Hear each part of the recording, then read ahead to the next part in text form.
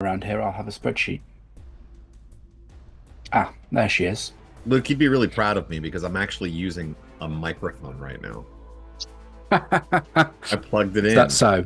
I mean, I don't know if it sounds any better, but It does. very good. Very good.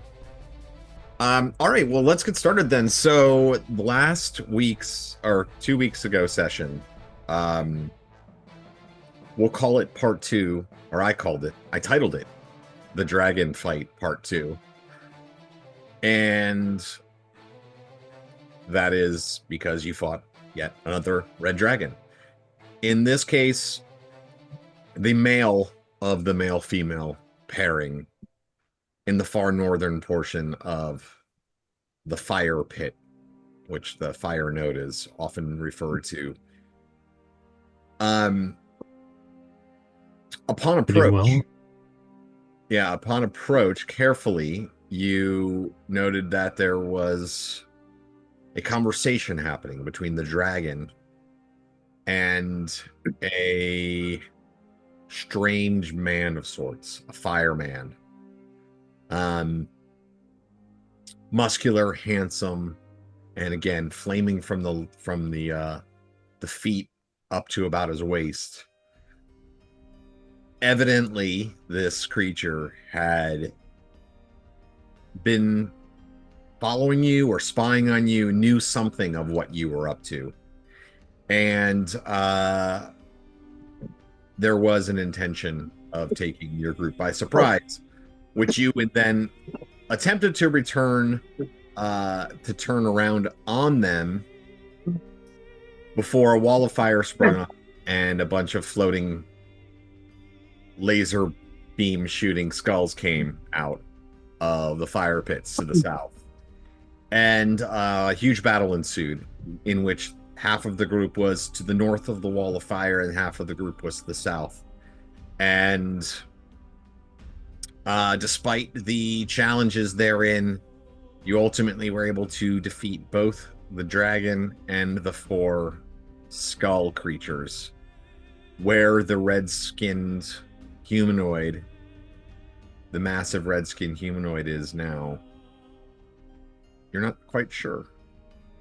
So, having defeated the creature, you began to pick through the treasure of the dragon's hoard, and you found a number of interesting and potentially useful items that you were able to identify and learn about as not only using the magic that you have to provide you with a shelter, but it seems as though, or perhaps maybe it's just a sense that you have, that you were given at least a brief respite, having sort of created a power vacuum by killing probably 2 of the most powerful creatures on this particular area of the Temple of Elemental Evil. So things have been... Maybe we should claim it as our own.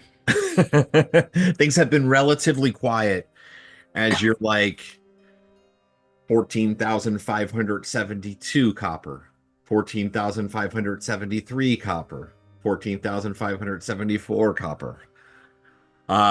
Counting out the pieces and identifying all the items. So we're going to say that the time has passed and you've had time to kind of go over that. I think we healed. Did we actually do a rest period last time, or did we just do the I'm not healed, so I don't think we had any rest. Well, we didn't rest after the fight, but we rested we'd before rested the before. fight, didn't we? Yeah, I thought the idea was we were going to rest like in between all the things. Yeah, didn't you? Because you identified stuff, right? I gave you the identification we items. Oh, I don't remember, but my hit points are like 8. I thought we fought the first dragon, then we rested, then we fought this dragon, and then that's where we stopped. Oh, you didn't identify Yeah. the stuff then? You just told us that we would be able to. I think you said we would be able to rest. So you just gave it to us ahead of time. Okay. All right. Well, then. So I think we're fast forwarding going, now we're resting. Does that make sense? I mean, is that okay, you guys? I mean, that just is, we don't have to do it that way if you don't want to. What I will say is you're going to have there is a, and you can use it as you will. There is a notable, like, calm almost. That, I mean, not that it doesn't feel dangerous, but it does feel to a certain extent that the area right around you is, you know, the other denizens and creatures of this aren't apt to be exploring it right now. You have a certain sense of, or the dread meter has gone from 10 to 6, we'll say. I'd still like to get out of this hellhole. But yeah. But we could run this hellhole. Aren't we now the most powerful people here? Sorry. My lust for power and money is taking over. Yeah, we should probably get out of here. It's like, run this place for what? The original idea was to get past this dragon so we could leave, rest up in town, identify things, sell things, and then come back. I mean, I'm all down to set up a summer home here, but yeah. Well, I think I'll be happy once we leave. I think the main issue was we can't just leave. We can't go backwards. Well, we think we can now. I think we can now. I think with the sigils on the floor that was underneath that dragon, I doubt it. That's what we're gonna find out. Like, I still feel trapped until we're like out back in town, or like at least back in the main temple. I feel trapped here. I don't feel like this isn't a great feeling. Being sent from one plane to another on some wild ride. And Roland, you said you're hurting pretty bad, right?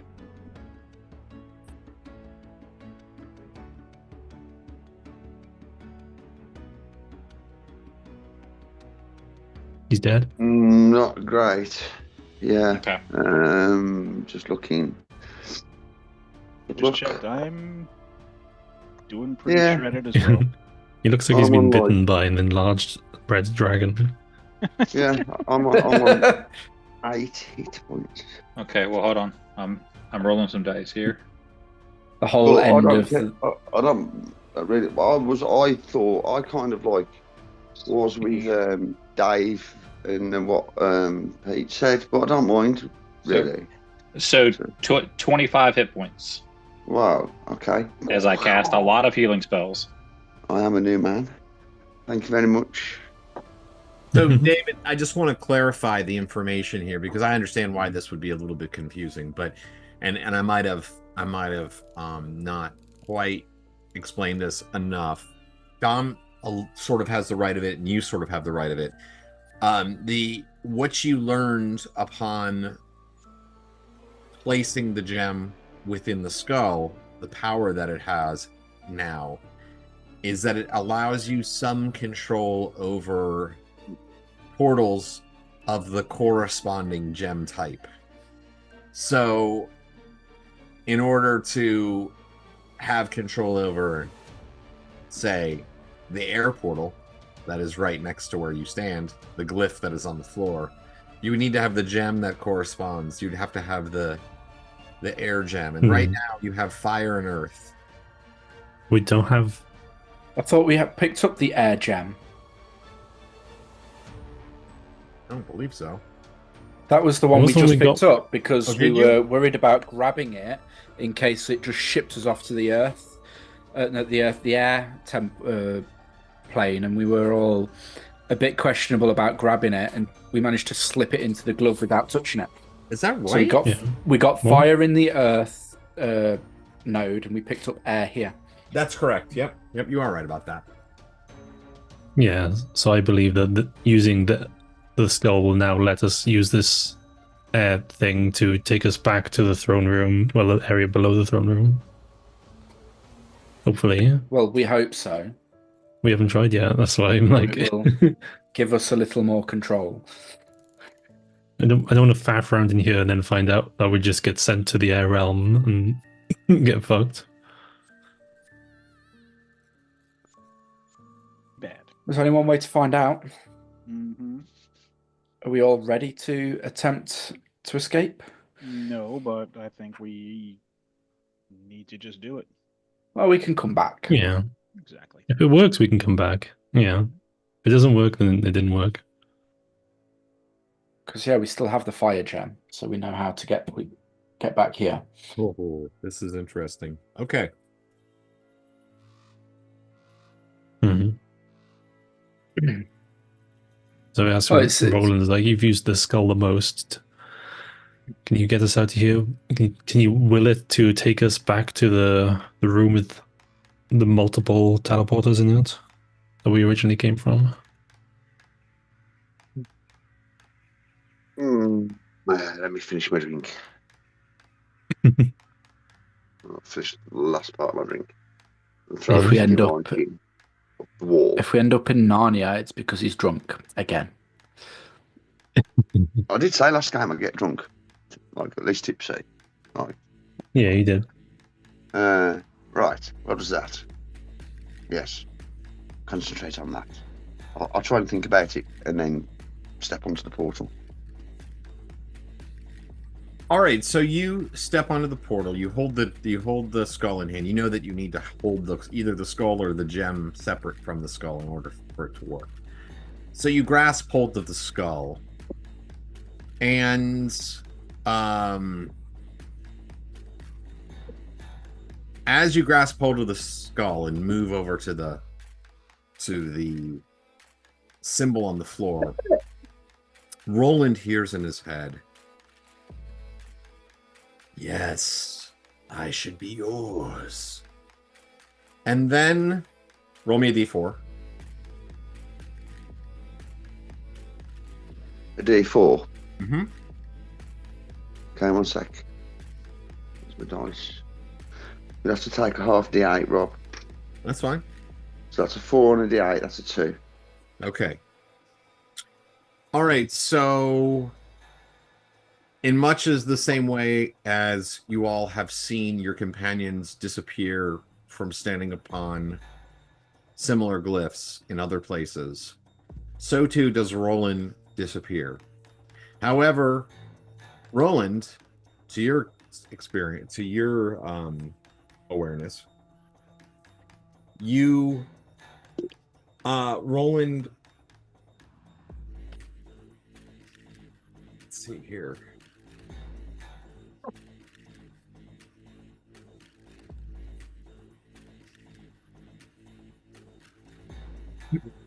Hold on 1 second here.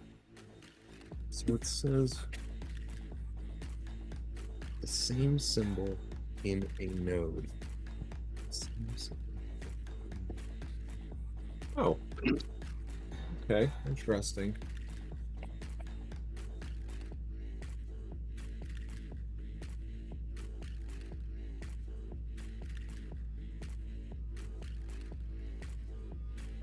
All right, so Roland appears in a place that is foreign to him, of course, but it looks vaguely familiar. Have Roland make it intelligent. Well, yeah, intelligence check. Sorry, Chris. Int it is. Okay. I am int 9. That's poor, but not that bad. You wake up dead. 10. At least you fail. think. Okay.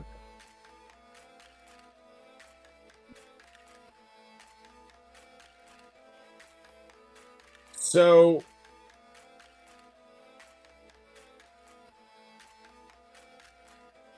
I assume you have a light source. Does he have a light source on him? He's got it, right? I've got a coin with a... Oh, the coin, right. So the passage here, you appear in an area where the passage here has been carved or shaped from the natural rock to depict the head of an enormous bird of prey, its beaked mouth agape. The passageway continues down through the opening in the mouth, but you see that where you stand, directly below you is a symbol that matches the one upon which you were just standing. Where you are isn't exactly certain. But again, you can see this like bird mouth carved that you could walk through. Your light passes in, and like maybe there's like a little glistening in the room beyond. I don't want to open up on the map because it'll ruin the others aren't there. What's up? The others aren't there. No. Well, I mean, nobody else has stepped on the. I can go back to everybody else. Does that you see Roland disappear? Oh, I thought we were all going with him. All right, yeah, you all step on like instantaneously after him. He activates it, he disappears, and then within like the next second, you guys step on and disappear with him. And you all look back at Roland, and the collective intelligence and wisdom of your group kind of brings to mind as you see the area within which you've appeared a familiar locale. Let me get you guys over here.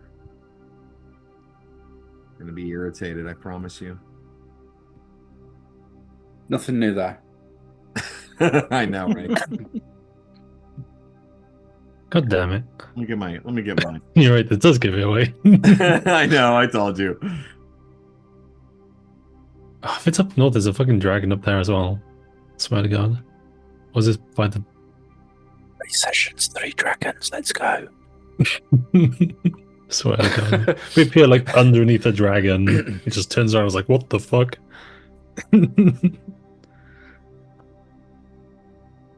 Like, we just look at the dragon and be like, fuck off, we killed 2 of you guys already. It's just too much. Give us a break. So we've appeared up there in the north. Yeah, I mean, technically speaking, like, I don't know why it has a description like this. So you're in the north, and there's actually technically this is where, like, there's a mouth, like, of the eagle kind of thing. It's like goes across the space here. And the chamber beyond is where you can see. I once saw a bird steal a camel.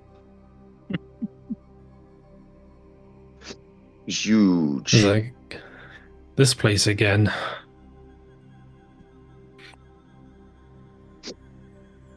Across the big mountains when I was on patrol. Do you think you can try again, Roland? We've already been here. Oh. Well, we are stood up upon another symbol, are we not? Yeah, it's the same one, right? Yeah, we can use this to try again. There's a one. Hopefully this can actually get us out of here. I think we can only stay in the places where the glyphs lead us. What is it you wish me to try? Well, there was a glyph, that's what I'm saying. Like, there was a glyph in the temple, right? So I see there's one in each element, and also one in the temple. On a board here, where there is this. What else can I do? I don't know. Think of something different. What were you thinking at the time that you stepped upon this? Mr. Stay Puffed? Very well. Stand back on the glyph and I will think of the main temple. And I will it to beam me to the main temple. And step back on. Rob. Yeah. Okay. Well, roll a d4. Yeah, I don't like that it's a d4. We get a 1 in 4 chance of going there. Well, no, I don't like it's a d4 because there's earth, air, fire, and water, and that's 4. But if there's if there's an air glyph on every single fucking one of them, well, this is just what happened. Would you get? We can keep trying. Maybe there's no air glyph in the Temple of Air. That'd be weird, though. 2, Rob. So 1. Or No, a 2. Like, I rolled a 3 Okay. on a D8, which is a 2. Okay. Okay. So I can't find my So D4. you stepping upon the symbol once more and considering the symbol in the temple up above. Roland imagines traveling there and does in fact reappear in a place that he finds familiar, but not the place he was trying to go. He's back at the dragon's lair, Good time. the dragon that you all just basically killed. And everybody else comes tumbling out after him. This isn't working out. Could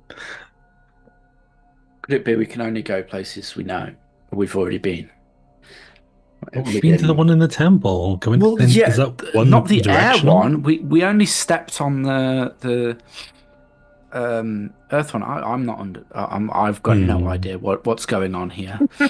It makes absolutely less than zero sense. Touch the gem, I guess, but if we want to go to the air one, either will it or touch the gem. Yes, anything within a certain range will be transported with us. Should we go find some baddies to take? Well, wasn't the one moment? Wasn't the one with the bird the air one? Anyway. No, the one with the bird had gone back to the Earth plane dimension thing. Yes. A bird is Earth. A bird was in the temple, or a statue of a bird. Oh, well, fuck that then. Let's try again. Everybody shut up a second.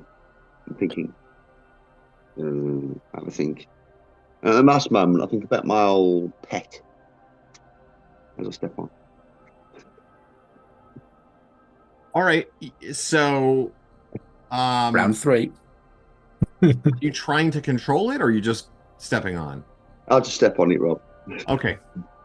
I'll tell the players I'm trying to think, but I don't. I'll just step on it. Okay, that's cool.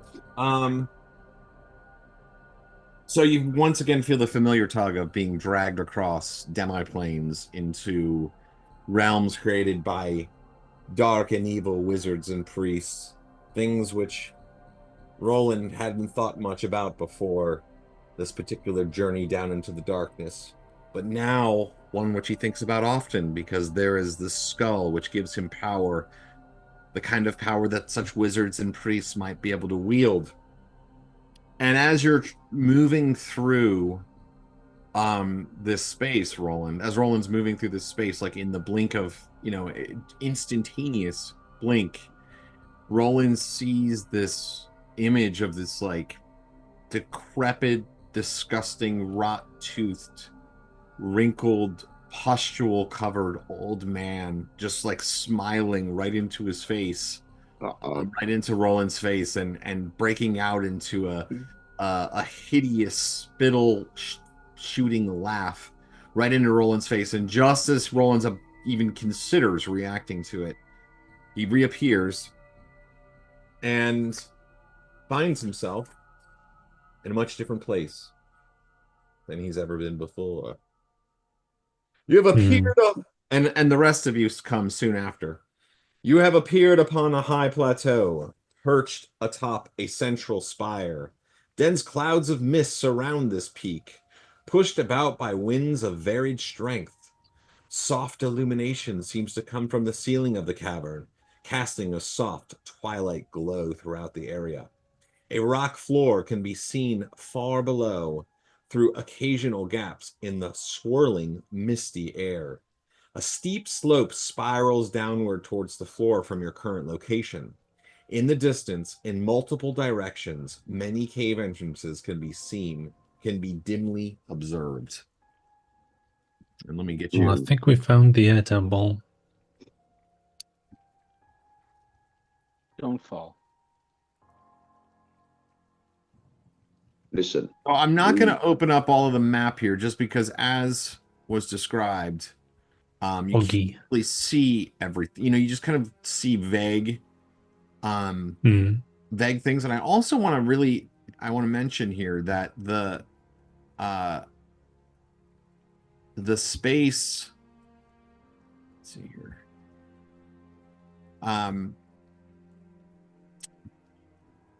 I believe it's set to 50 feet per square.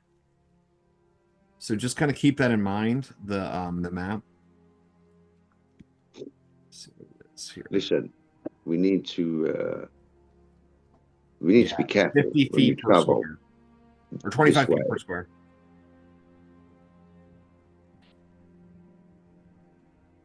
For I fear we are. When we move this way, we may be moving through the space that's occupied by something else. For the last 2 times I have traveled, I have seen a hideous man of ancient age, plagued, overviewing me with his eyes and mocking me. That Maybe we doesn't sound good. No, it does not. Maybe it's Chair's dad. I wonder it to be a devil or something of the kind. We're passing through its space. It seems to exist within it. It's probably more powerful than us.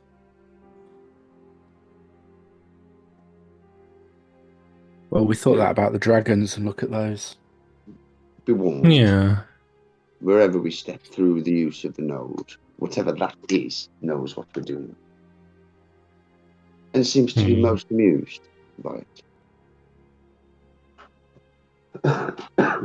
Perhaps this is just a game to them. What's this? Everybody I'm sure someone watching out would find this funny. Everyone make a saving throw versus paralyzation. Yay! I don't want to. Can I not resist? No. Okay.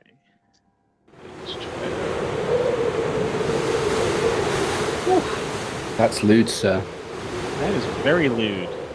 Rob, is this from a I made it. poison or magic source? No, it is not. Okay. Do I need to roll high or low for saves? Hi. Hi. I rolled a 19. Hi, how are you? Rolled Nice. 13. I saved. Rolled Rolled 18. an Also 18. saved. Did anybody fail? I think I failed. What's the save number? Well, for me at level 6, it's Based on your 11. class. What'd you roll? 8, Jim. Fail. That's a close one. Probably fail. 8 on a I'm going to fight guess level. flame. 7 in it. Yeah, you Yeah, if mine's so, 11 at level 6, yours is not going to have improved by that many. So there's a huge gust of wind. You're at the top of this thing, and there's a huge gust of wind. And, like, you all have to brace yourself against this huge gust of wind. And you try, and as you're, like, bracing yourself, this chunk of stone rips off of the top of this spiral and smashes into Roland's face. Like 6 points of damage, Roland. How much? 6. 6. Right.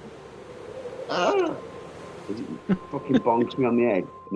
And just as soon as it started, the wind dies back down. We need to move. Someone's We need to fucking move. with us. Yeah, let's not be at Yeah. the top of this. Need Well, something to break the wind. Yeah, break wind. All right, so where would you like to go? What would you like to do? Well, it's a spiral. Either we go over I- the edge or we go around the spiral.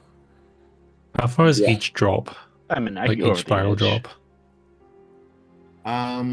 So the pillar itself, now that you kind of get a look at it, is about 200 feet down. So the spiral goes down, in a fairly manageable angle.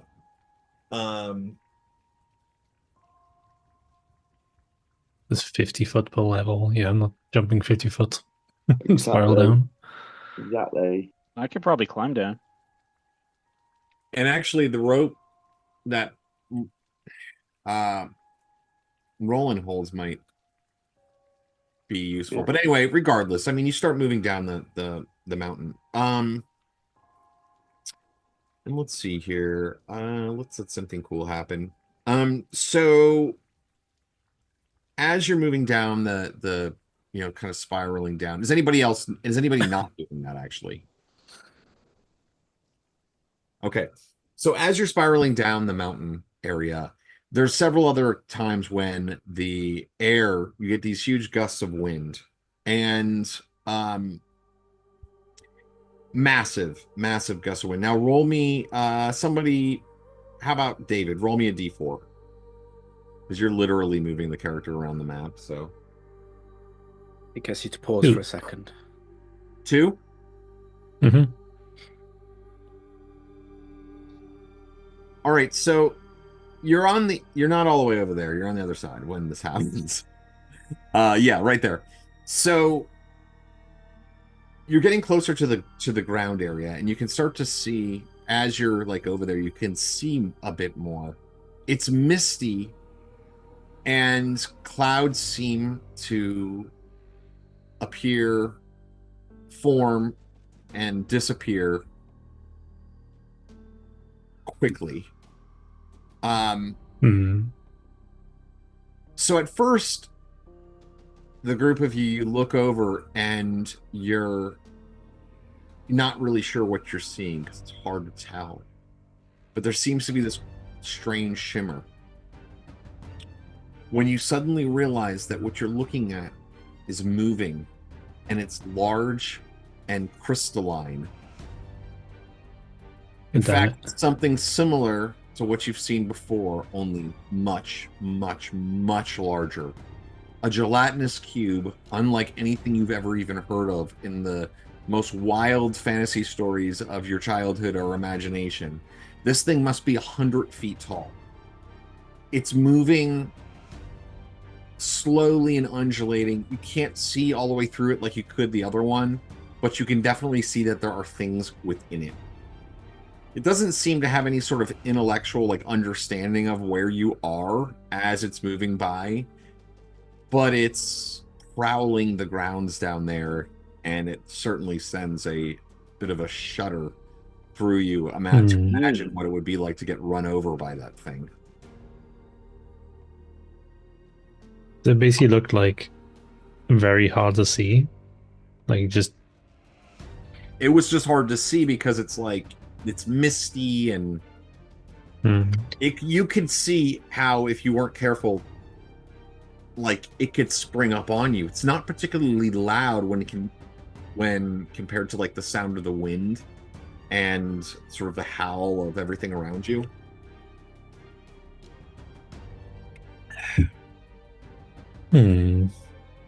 But you continue on, and about where is it located?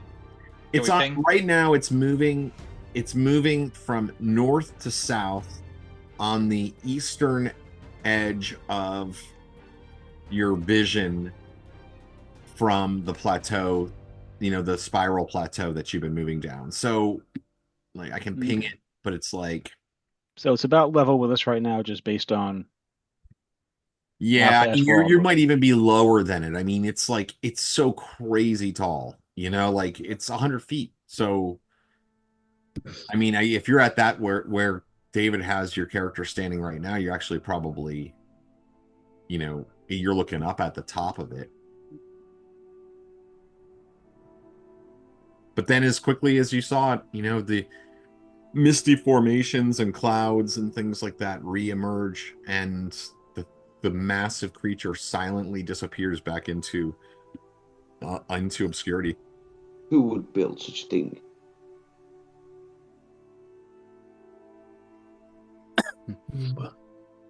All right. So let's see here. We're gonna do it one more time as you're moving down. Just stay vigilant, everybody. Dom, why don't you roll me a d4? You're always lucky. Oh boy. Big money, no whammies. That's another 2. All right, so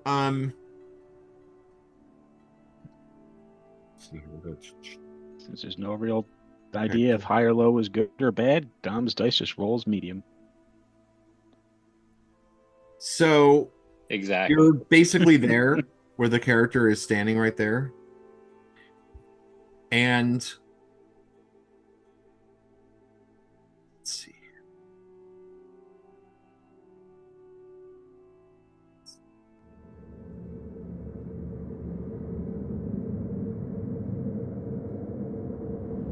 You hear this like low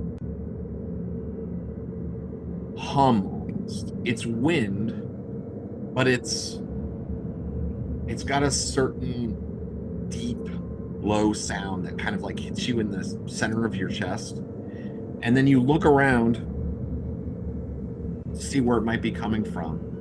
And you can see the mist and the like are all kind of swirling. And the path once again opens before you as things come back. User error. Sorry, guys.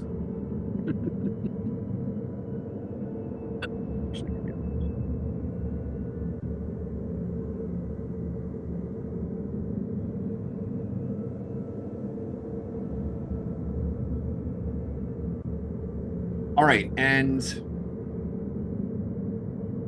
within the clouds and mist, you see a tornado. It seems to be almost moving slowly. It's picking up dust and debris, and it's just like you're fairly sure you see at one point a giant toad like within it, like flying by, and then it just smashed into the wall, completely splattered. It's kind of moving along the David, you might have it a little bit more to the east than it actually is. It's more like to the west. It's more. Did I hear that right? A giant toad? Yes, a giant toad. I don't think we're in Hommlet anymore, Toto. And it's moving along the wall, heading south. No, actually, you know what? It's heading north. It goes opposite the. Goes with the cube, same direction as the cube. So it's moving to the north, and as it moves by, it leaves kind of an opening in the misty grounds, and you can see a cavern. You can actually get the sense of an actual cavern from where you're standing. You might be able to see it. Have I revealed it enough for you to kind of? Yeah, we can see a little bit. Yes, Okay, so you can see a cavern there in the distance, and then before you know it, the tornado once again disappears, heads to the north. I mean, honestly, these passageways are pretty obscured, like at all times. So, like, you can see the map, but like you can't actually see very well around here. That's like I said, it's very misty. Clouds are like literal clouds are like forming in the middle of the air. So pretty much Spinny Boy on that. We see it once. Yeah, Spinny Boy. We see it once, and then we just sort of have to rely on our direction sense to say, okay, there's a cavern that away. Yeah, pretty much. Okay. That's why I'm trying not to like just open up like the whole map as you move around. But I have direction sense. We'll be okay. Famous last one. All right. Hey. So do you continue on? You see the thing move by. I mean, once again, it has a sound about it, but it's not like there's something unnervingly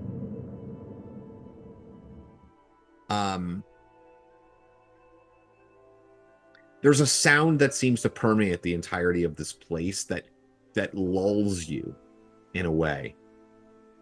Massive destructive forces too, now you've seen. And yet either one of them almost could have snuck up on you. Yeah. Coming and going like the winds, I guess.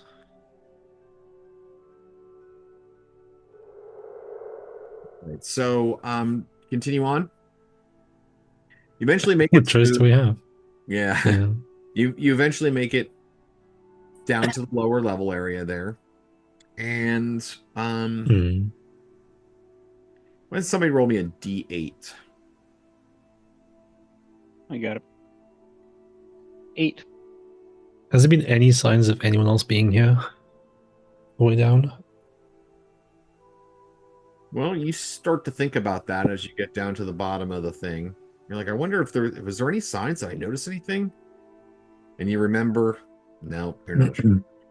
Okay, before we do anything else, before Rob tells me what my 8 means or whatnot, I'd like to try to clock where is the default cube, see if it's moving in a predictable kind of pattern or if it's just sort of going.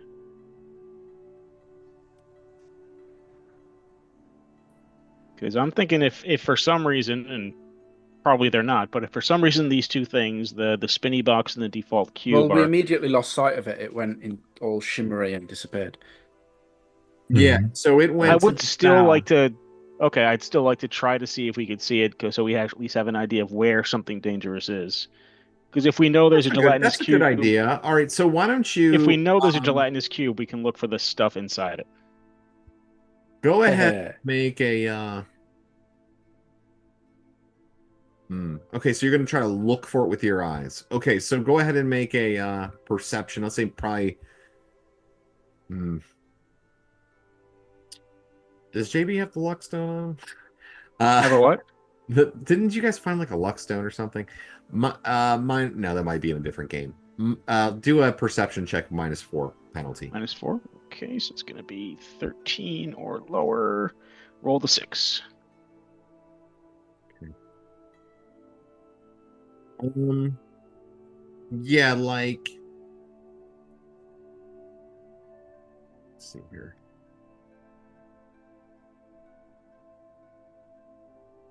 You you're looking through the swirling misty cloud type things, and you see, you catch a glimpse of what you think it is, to the south of where you guys are. Can you see it pinging?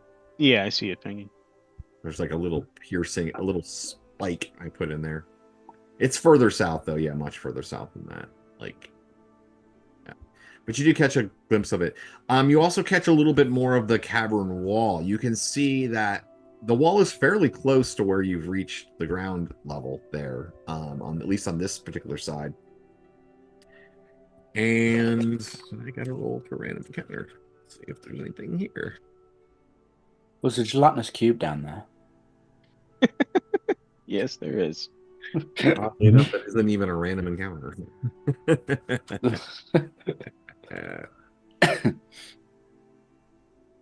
can move it because I can't really move it.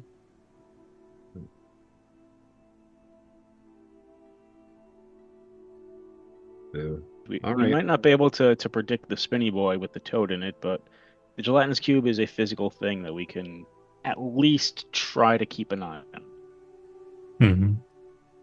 Maybe everything here goes clockwise? Yeah, that was my other thought. If everything in here is sort of circling the spire, then we know that we need to keep moving at a certain pace to keep everything from getting to us.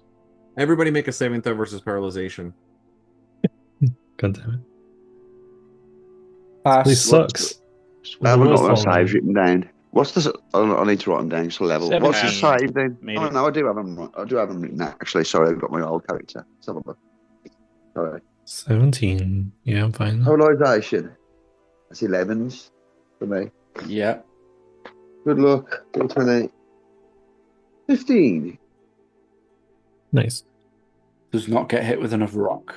Did anybody make it? Anybody fail? Yeah, I think we all made it. All right, yeah. Once again, you're just standing there, and then a bit of you're having a conversation, and then a huge chunk of the spiraling pillar that you had walked down comes crashing down directly at you, and you all have to dive out of the way from this thing piercing you, stabbing you from heights above. But you managed. And what would you like to do now? Maybe we should get underground. Maybe. We saw a cave earlier. I don't think staying out here is gonna take us to any Was there destination not a we need to be cabin? at. Was there not a cabin in the distance? Yeah. Yes. Let us seek shelter there before we are killed by flying things.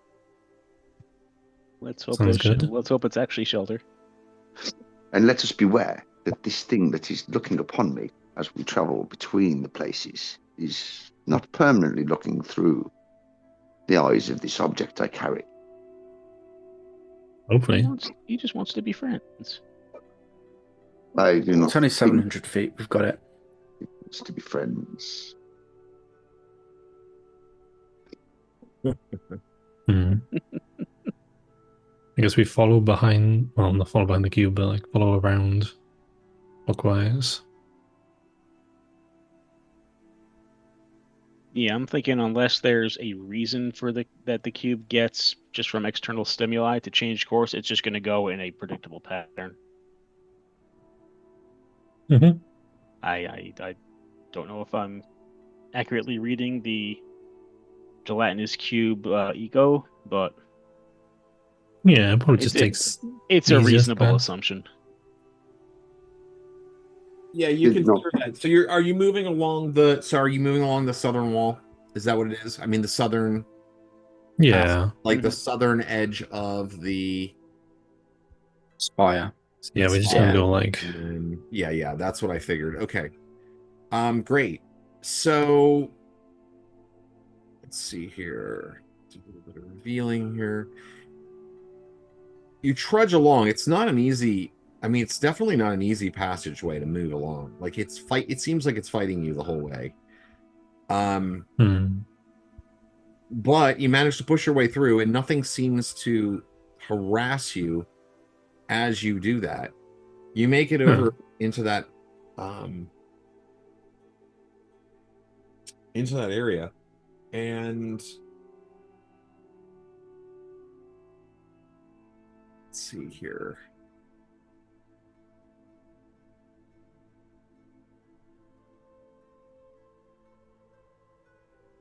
And yeah, you can see the passageway beyond moves, begins to sort of twist. Now you can probably see on there's a bit of a shelf that lines the edge of the cavern. It's not too hard to climb up or anything like that. It's just, it is a shelf. How high?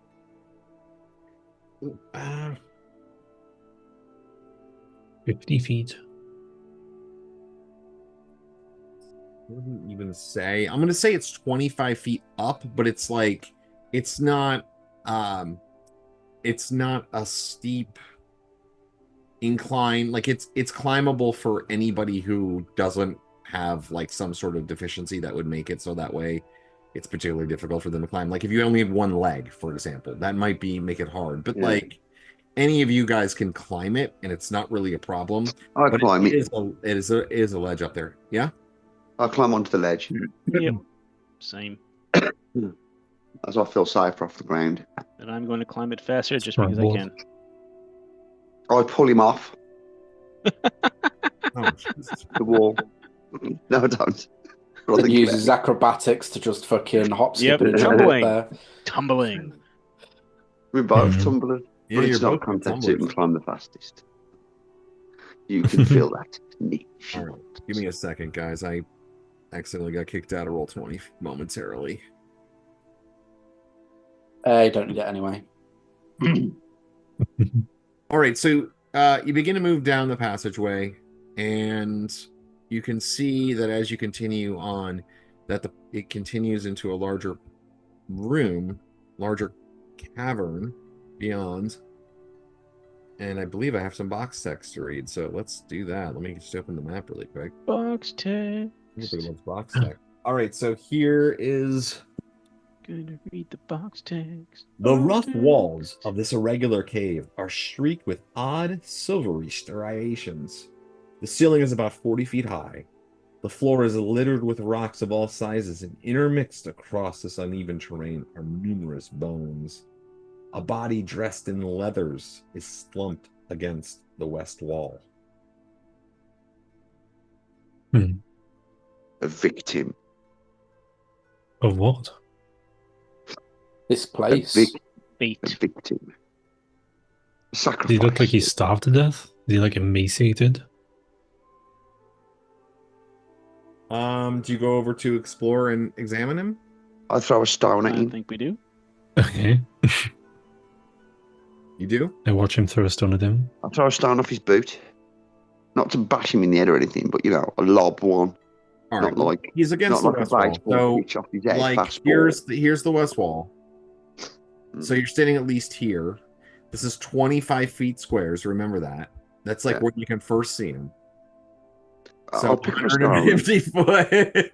I'll pick up a stone and move closer and throw it near him or on him or at him, like see if he moves or anything Just scuttles out of him. roll roll a d20. You're not trying to like do damage, but just like roll the hit.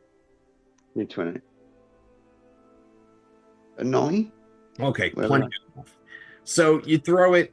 So Roland throws a rock, and it smashes into the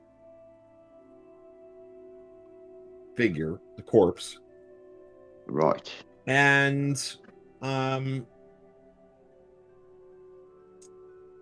the corpse falls over, and I want to say Roland, although neither wise nor intelligent or particularly charismatic, let's just say Roland has very few great skills in socialization, but he does know about killing and fighting and death, and that includes seeing this body slump over as it's hit with a stone. Looks like there's like some bit of flesh left on it, like it didn't fall over like a skeleton collapsing, so it's not ancient, you would say. The actual like condition, you'd have to get like closer than like 50 feet, but I rest on my big sword for a bit and go, well, it's recently dead, I think, from how it fell over. Anybody want to look? I'm stopping here about 20 foot away. Yeah. And I rest on my sword a bit and mooch round and look at stuff. And look out for that fucking sneaky snow cube. I'll take a look. First crack at whatever he's got in his pockets. Yes, let me shake you upside all right, down. everybody roll me a d10 and tell me what you get. D10. Whatever number keeps me safe. That's what I got. I got a 3. I got a 5. I got 0. Which is 10. Or the holy pagan number. Who rolled the 6 or lower? Me. I did. I got a 3. Who rolled a 5? I did. All right, so Tuctrin, Arena. Wait a second. So Tuctrin, Arena, and Roland got a something like a 9 something. I completely missed the request to roll. Okay, that's sorry. I rolled a 4, Rob. Oh, 4. Okay. What die am I supposed to roll? So I got a 3. Roland got a 4. JB got a 5. Mm-hmm. And Jeez. I got a 10. What about Luke? What did Arena get? What die do I need to roll? A D10. Oh, D10. See, that's what I said. I completely missed what die I'm rolling. I'm sorry. I got a 10. Okay. So Arena, Greyash, and JB, the three of you see a horrifying sight. Plunging down from the ceiling are 2 beasts like you've never even conceived of before, but most certainly horrifying. Dwarves. They're more horrible than dwarves even. Humans? In a way, they do have a feature that reminds you of humans, but only one, and beyond that, it's little else human. One nose between Seem them? to be giant floating brains, Oh, boy. but not just What the brains. fuck? They have sharp, Oh, God. flanking beaks Oh, I know what these are. and tentacles which extend from below, and they're dropping down upon the group of you. Well, one is particularly dropping down right onto Roland, who's sitting there like leaning up against his sword, like nonchalantly. And then the others two, they seem to be dropping down onto your group. So let's go ahead and do initiative for Greyash, Arena, and JB can act this round. The other two of you are Roland and Tuktrin are surprised. Are surprised. So why don't we? Well, let's go ahead and do provisions. Supplies. Okay, so my character sheet. Pretty clear what's happening. They're dropping down onto the group of you to attack. Their tentacles are extended. They're looking like they're gonna like leap onto your party members. One is definitely going after Roland, the larger one, and then there's a smaller one that is. Mm-hmm. It's probably absolutely totally natural that all the largest denizens are automatically going to go for me, aren't they? To get the fucking ball stuff. Well, Is there only two of them? There's only two. Okay. Even they have heard the stories of Roland's Raven's Bloods. Probably compelled by that fucking. So what's Greyash doing, David? Traveling around. I'm casting a spell. What about subjectively heroic JB? Well, objectively heroic JB knows that Roland can take care of himself, so he's going to fire an arrow at the other one. That's totally subjective. But he can fire an arrow. What about Arena, Luke? Arena's going to be swinging her new +2 short sword. Very cool. All right, so why don't you go ahead, Luke? Why don't you roll us the D10 for your initiative since you D10, let's go. Ready. Oh, dead die. 4. Okay. 5. 6. Shit. 5 then, I guess. All right, great. 5 for me as well. Magic missile. That was too fast. I wasn't ready. 9 charts. -1. So I'm casting magic missile at the big one, which I think is just 2. But then magic missile level 6. Yeah, 3 magic missiles at the big guy. Oh, because you have your level 5 or 6 according to your wild mage thing. Yeah, 2 at third level, 3. Yeah, I'm casting it at 5th level, so it's 3. Yeah. Okay. Yeah. So the creature goes swooping down, and 3 missiles fire into it. Yeah. 12 damage. 12 damage. So you hope. Yeah. Hopefully, yeah. Last time I could do nothing. That wasn't great. I don't know. You did a little bit. Those things weren't fully immune to magic. Yeah, I hit one of them once. It's better than hitting one of them once. Are they immune to magic? Okay. That's why I go with him. I'm just gonna go home. I retire. All right. Go ahead, Arena. So this thing swoops down. I'll say Arena is next to the one that's plunging down towards Roland. I mean, I don't know. Bandits hang together. Whatever. But you can go for either one. Yeah, that's an absolute mess. You're not used to the new shiny +2 short sword, apparently. Armor class 8. That is not good enough. All right, yeah. So in spite of the fact that the thing is sort of swooping down and it seems like an easy target, once it gets close, Arena takes a swipe at it as it zooms off towards one of her companions, and let's see who that's going to be. That was at 5, 6, 7. Right, so they go on 7. One drops onto Roland, and all the tentacles start. The one that had just got attacked by the magic missiles starts whacking at Roland with its tentacles. Right. This is crazy. 10 attacks. 11 attack. Yeah. Whack.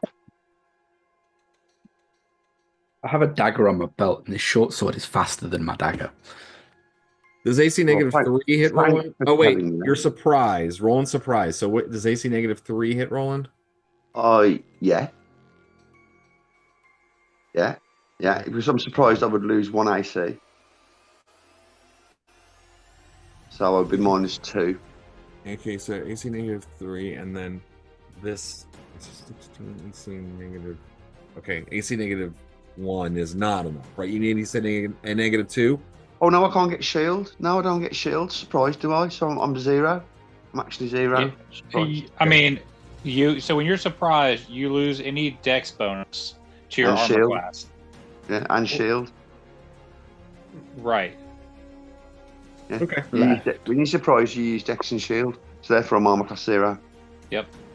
But you keep all your magic. Yeah. All right. So I lose 3 off my shield. 5 of the tentacles whack into Roland, and it tries to bite him too with its beak, but Roland is able to move out of the way. However, Roland needs to make 5 saving throws versus paralyzation. If you get a +4 bonus to each roll. Mm. Okay, let's have a look then. So my saving throw versus paralyzation, You need to roll 7s or higher. petrification or polymorph, paralyzation, poison or death magic is 11 +4, 7. 5 saves. The ring of reaction doesn't help me. No. Aren't you immune to paralyzation? I don't know. I've got a ring of free action and a ring of warmth. The ring of free action's got to be immunity to paralyzation, so it might not even matter. Yeah, reaction. So you need to. I believe that's right. I forgot about that. You have that. I believe so. Right. The music's going crazy, by the way. Let's see. Epic. So it just fucks me for 5. It's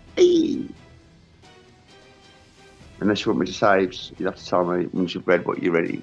Well, it doesn't say. It's running a free What does the gem action. say? Says web, hold, or slow spell, or while underwater. No, saves then. 5 saves. Rob, what are you saying? What's your room? Web hold. Well, okay, hold spell. Okay, let me see what it says about the monster that we're doing right now. Hold monsters immobilizes.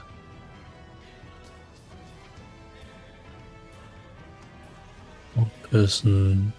D&D.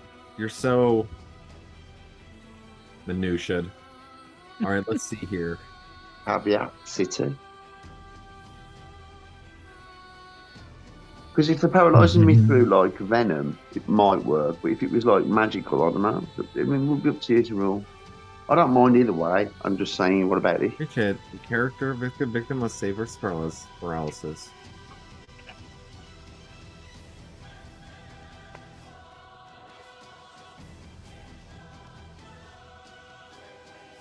Yeah, I don't think it's Matt. I don't think it does. I think you're right. I think this does not apply. The reaction, not a paralysis spell. I think that's really, yeah. Okay, so it not only, okay, so these tentacles hit Roland, and you failed at least one, right? No, I haven't saved. I haven't rolled anything yet. Oh, so go ahead, roll saves then. Roll saves. 5 saves. Okay, I got 3d20, so three first ones, a 20, a 9, and a 14. That's 3. Yeah, those are fine. Yeah, those are fine. Because And you get another 2. Another 2, a 12, and a 14. Get in. Yes. So you got them all. Okay, so Yeah, I passed all 5 saves. Fucking hell. Go on. Nice. all right. Well, you still take 17 points of damage as the tentacles whack into Roland. But not only that, they've got him. Roland is now gripped by this thing, and it swoops down, grabs a hold of Roland, and begins to move upwards. The second one 2. Greyash flies down at Greyash. It was just behind the other one, the smaller one. And having seen the missiles come from you, it flies down and begins to whack with tentacles. AC 4. Ew, rough. 1, 2, 3. I think. 4. Oh no, I think it's no, because I changed the braces to braces AC 5, so I have AC 3. All right, so you have 4 saving throws versus paralyzation then. Plus 4 bonus on each one.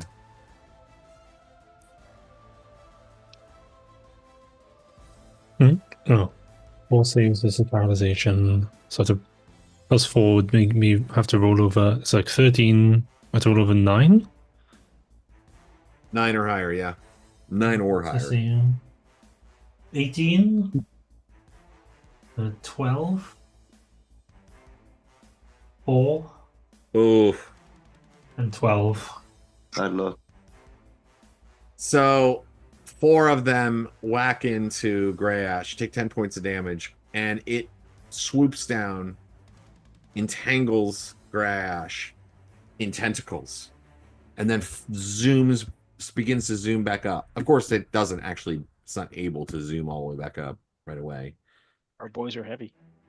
All right, so let's continue on. That was at 7. Wait, Arena. JB still got to go. So I go at 9. But yeah, go ahead. You're the only one. Then. All right, I'm just gonna, when I see all this happen, I'm just gonna pick whichever one is closest and fire. All right, so you have to take a -4 penalty in order to not hit Roland and or Greyash, depending on who you go for, because they are literally willing to take. I'm kidding. You're... All right, -4. They were like upside down. They were like upside down fishing, weren't they? Yeah, basically. They were like yeah, that's a good point. That's a good way to look at it. All right, so -2 because I've got a +2 bonus. So there's the one that has the there's one that has the what's it called? There's the one that has the damage, the wounds from the magic missile. From the magic missiles, and there's one that has been uninjured, and that one has Greyash. Which one are you attacking? All right, I'm gonna attack the one that has Greyash. Okay. Roland can take a fall. All right, I rolled a 17 with a penalty. That means I hit AC 1. Good enough, yeah. Cool. JB always has my back. That's what I do. Yep, he sure does have your back.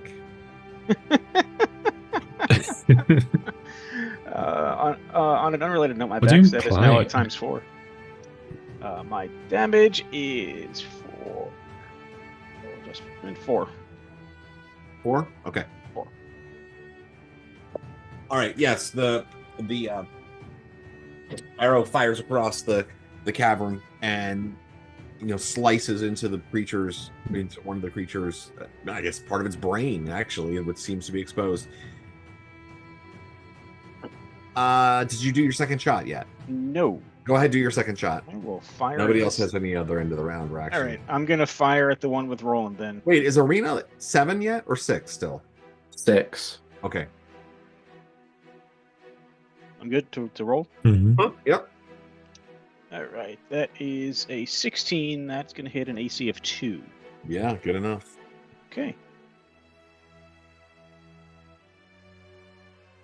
And that's going to be 5 damage. And that's the one that has Roland. Okay. I'm totally surprised, wasn't I? Yeah. Yeah. All right, but you're no longer surprised. I would think not. As Tuctrin and Roland are able to, get to their senses. Roland, pulls sword back in hand as he's being pulled up by this creature. Tuctrin sees the whole scene as he does, and you quickly form into battle formations. Why don't we go through? We'll start with declarations, and I'm going to start with Roland. Chris, what's Roland going to do? So, can I just check the situation? Has it got me entangled? It does have you entangled, so you can only use small weapons against it. Could I reach my potion of polymorph Yes, and polymorph into a bat and fly off? you could try. Yeah. Because bats are small and fly really quick, man. I reckon I could fucking get out of there. Good answer. You can attempt to do that. Yeah. All right. And what about Arena, Luke? Stabby stab. All right. Determined to make use of the new short sword. JB? Well, I don't have many options this character, do I? Also stabby. Oh no, not stabby stab. I'm going to fire again. Shooty shoot. Shooty shoot. Has it pulled me up into the air? It's trying to. I mean, like maybe Roland's boots are still scrabbling on the ground. You know what I mean? It really depends if they win. I'd imagine I'd been kited like proper fucking 30 foot up. Like, okay. Not yet. Like, it's got you, and you can tell it's gonna pull you up, but like it won't. You know what I mean? Like in that case, then I will just slash it and try and break free. I thought I'd been like pulled right up into the air and was like fucking sailing away with me. Okay. No. Do you have a small weapon within? I've got a buckle blade. Okay. What about Grey Ash, David? What is he going to do? I can't cast spells. I'll try and use a wand. Yeah, that'll be exciting. Gonna use a wand then. And what about Dom? What's Tucktrin gonna do? I am going to attack the one that's trying to carry Roland off. Yeah, you're hoping that Roland doesn't get pulled up even 2 or 3 more feet. Yeah, that I can't reach him. Well, I can, but I gotta do it I gotta use spells. So that reminds me, Dom. Why don't you go ahead and roll a initiative? Oh, God. You've been pretty good, actually. It became a joke, but actually, the last few seconds, you've been pretty good. Let's see. No, it's a 6. Okay. Middle of the road. That's fine. That's been my rolls today. All right, so anybody go on 7? Yes. What's a dagger? 2. All right, so 2 for a dagger, yeah. Okay. Yeah. Go ahead, Luke. Attack with your sword. Forward. I'll go on 7 as well. That's a 19, so 21. So Thaco, sure. like minus something. Yeah, you can see your fellow, maybe former bandit. I don't know how you look at it. Mercenary Roland, struggling to free himself from this as you plunge your sword into it. How much? For a whopping 5 damage. Hey, it's now taken several hits and seems injured. And certainly the tide seemed to be turning a bit. And that was at 5, right? Or 7, 6, 7? That was at 7. Can I attack? 7. Yeah. Does Roland go at 7, or has he got a plus? I've got a +1 dagger sheath thing, which I keep in my buckle belt as a description of like it is the buckle belt, so it looks like a hidden dagger. So you're trying to get yourself free? Yes. All right. So I pull my sheath and shank it into the nearest tentacle. We're gonna say that's actually so that is narratively awesome, but the actual specific way you have to break free mechanically is you have to do a successful Ben Bar's lift gates roll. Right, let's go then. Ben Bar's lift gates, 25% chance.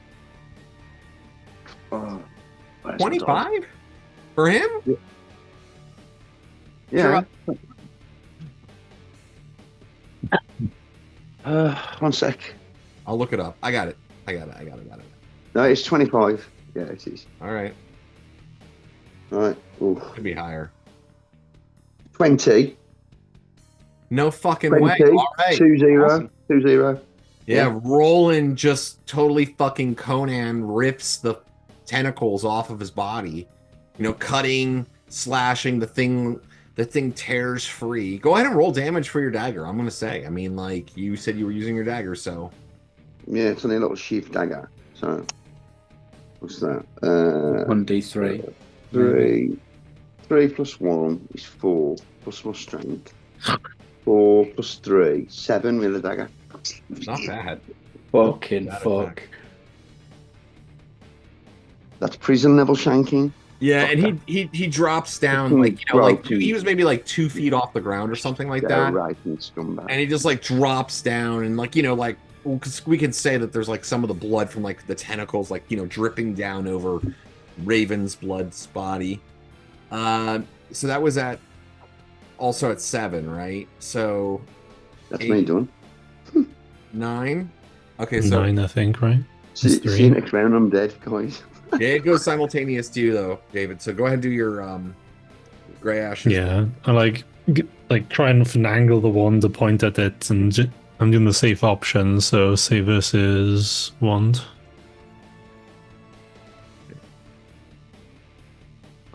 It did make it save. Unfortunate. Nothing happens. To it? Oh, nothing. Nothing happens. All right. Sounds when you play it safe.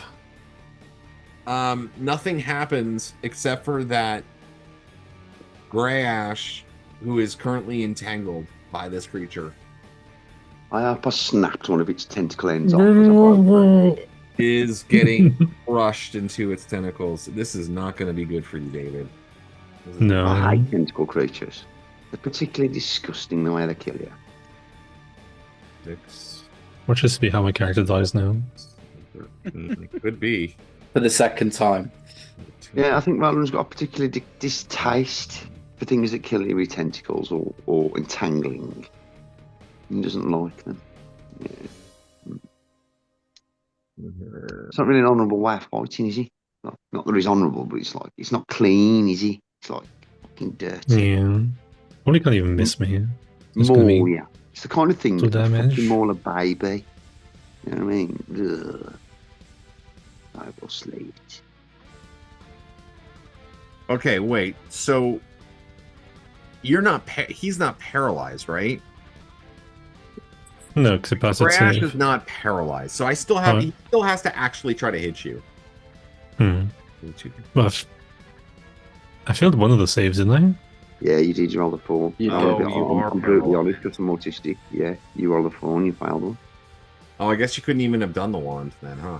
Oh yeah, you're right. I didn't know. We'll add a charge back in. I forgot. Sorry when you asked, I said that. I didn't mean to. Okay, so I'm paralyzed. Sorry, bud. Yeah, this is not going to be good for you. And Rip. Don't like worry, 10 we health, already by the way, wasted the so- wand of resurrection. so it rises up into the air, and you can just hear Gray Ash's bones crunching as the tentacles wrap around it, and it just takes a huge bite out of Gray Ash's neck. So first of all, the tentacles do 24 points of damage. Shit, that's him gone. Yeah, so that's minus 14. Oh. And then he bites into you, and that would be would have been 6 more. That'd be minus 20. So Gray Ash is essentially, this thing zooms right back up to the roof or the ceiling to enjoy a meal of Gray Ash. Fuck. Before I have a chance to fire at it? What? I mean, it won initiative, so yeah, I guess. I mean, it's still you'll still be able to see it up there, but okay. So I'm next anyway. I'm on 10 hit points and you still got me. So I'm about to die next, Gray. So don't worry about it, bro. We'll be new characters. Did you guys? Oh, bro, man, I failed you lot. Huh? Did you guys not heal yourselves?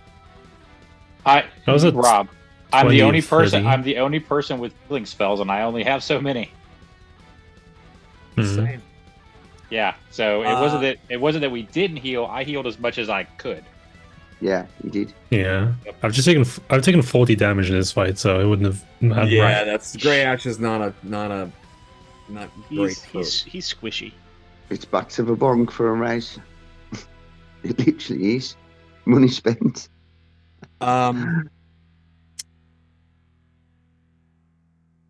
So, all is not lost, though.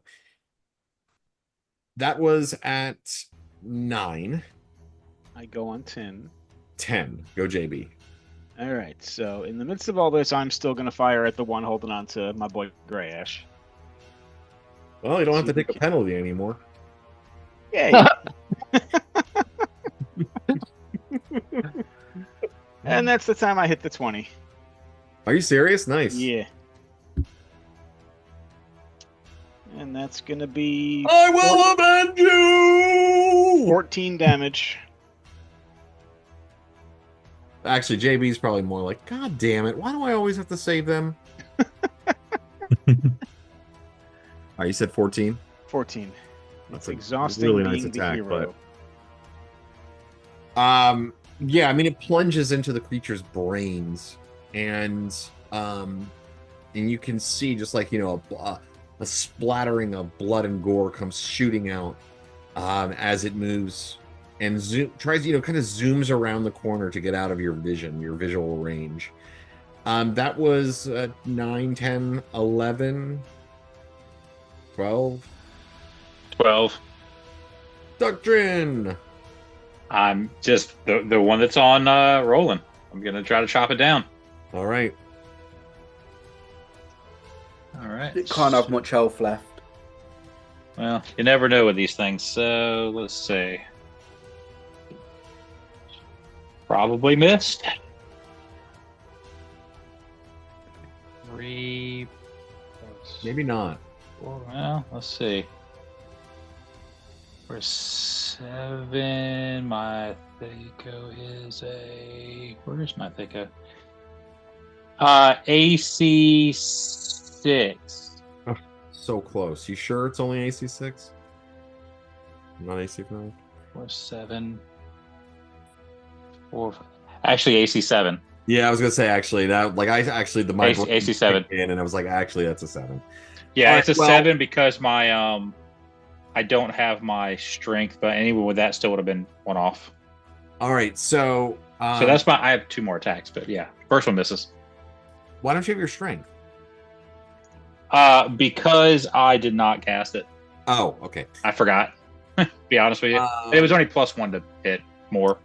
Yeah. All right. So your first attack misses. That was at 10. 12. 12. That was at 12. Are your other attacks offhand or? 1 more main hand and then an offhand. All right. Does anybody else have any other actions? I have 1 more shot. All right, Dom, do yours first, and then. Well, that one's a 13 on the die, so I definitely hit that one. Yeah, for sure. All right, so that's going to be 7 + 7 is 14 damage. Moments after, Roland drops to the ground. Tucktrin runs up to the beast, jumps as high as his very muscular but very short legs will take him, and cleaves into the creature. And it goes thudding heavily to the ground, splattering before you. And you just get to be able to catch a glimpse. Tucktrin is able to catch a glimpse, Roland too, of the other one of these things zooming around the edge of the cavern in the west. Greyash's broken body in its tentacles. JB, kind of like you haven't taken any movement, so you move up and kind of get it back into sight, and you can see the creature is just like munching on to Greyash's. I yell a curse at it in Dwarven. I don't see any ears in its description. Go ahead, JB. All right, 15. Since I don't have a penalty anymore, that's going to be... Yeah, at least. crossbow, motherfucker. And that is 6 points of damage. Man, I am Marcel Wallace. Fucking at the moment. Fucking medieval level fucking pain for you. Crank my crossbow. You fucking crow. All right, so let's get to the next round of declarations. Unless anybody else can do anything crazy that will do something.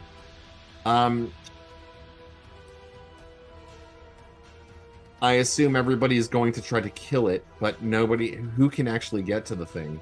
Tuckdrin's I have a bow. That's it. Crossbow. Oh, okay. All right, so let's go ahead and roll initiative then. Somebody just roll me a d10 over there. Somebody take initiative. And okay, 5. Yeah. No. I'm using a bow now, aren't I? Not until like 32 or something. Carry on. 6. Yeah, I go on 9. So, 12. Rob, I don't have a ranged attack, and I'm not casting a spell. But what I want to do is, I want to try to.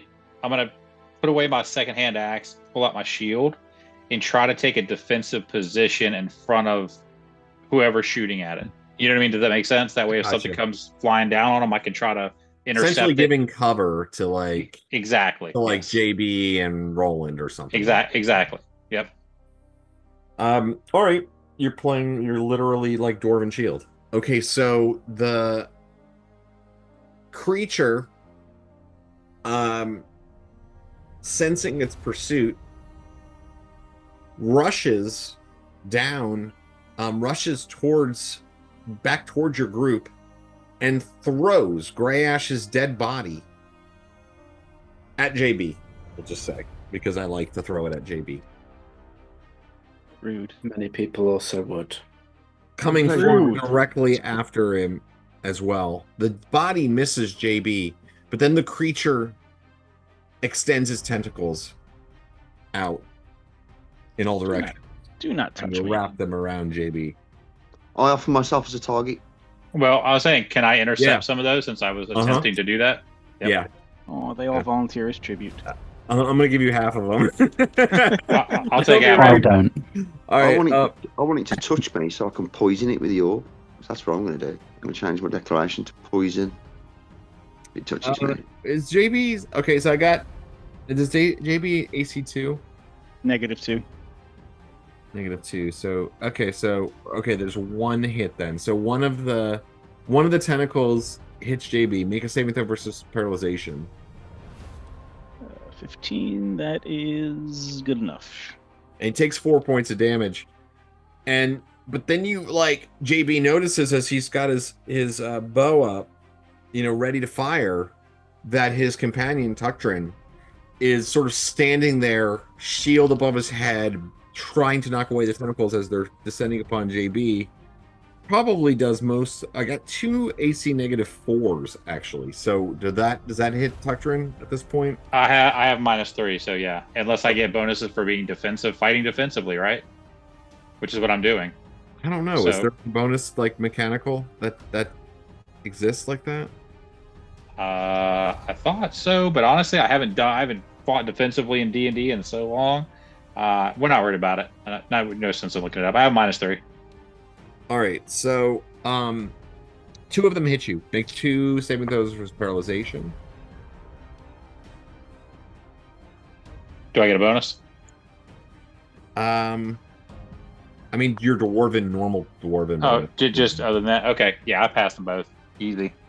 All right, 5 points of damage as 2 of the tentacles, as Tuckdrin takes 2 of the tentacles for JB, which I do not get that logic, but that's fine. Let you. All right, so that was, I believe I rolled a 4, so that was like a 7 or something like that, 6 or 7. Yep. The rest of you can do your attacks here. So 7, 8, 9. I fire on 9. Well, the thing I go last. You now, so you can't actually fire anymore, right? It's the melee with tentacle has me. Okay. right. A hit, right? Yeah, so a tentacle's got you. All right. Well, then I went way before then because whip out one of my daggers and stabby stab. All right, go ahead. Drop your bow. I assume I can only use one dagger because he's got one hand. Yes, sure. That sounds great. All right, that is a 16, but this is a +2 dagger. 18, -2. That's going to hit. 4 points of damage. Lovely.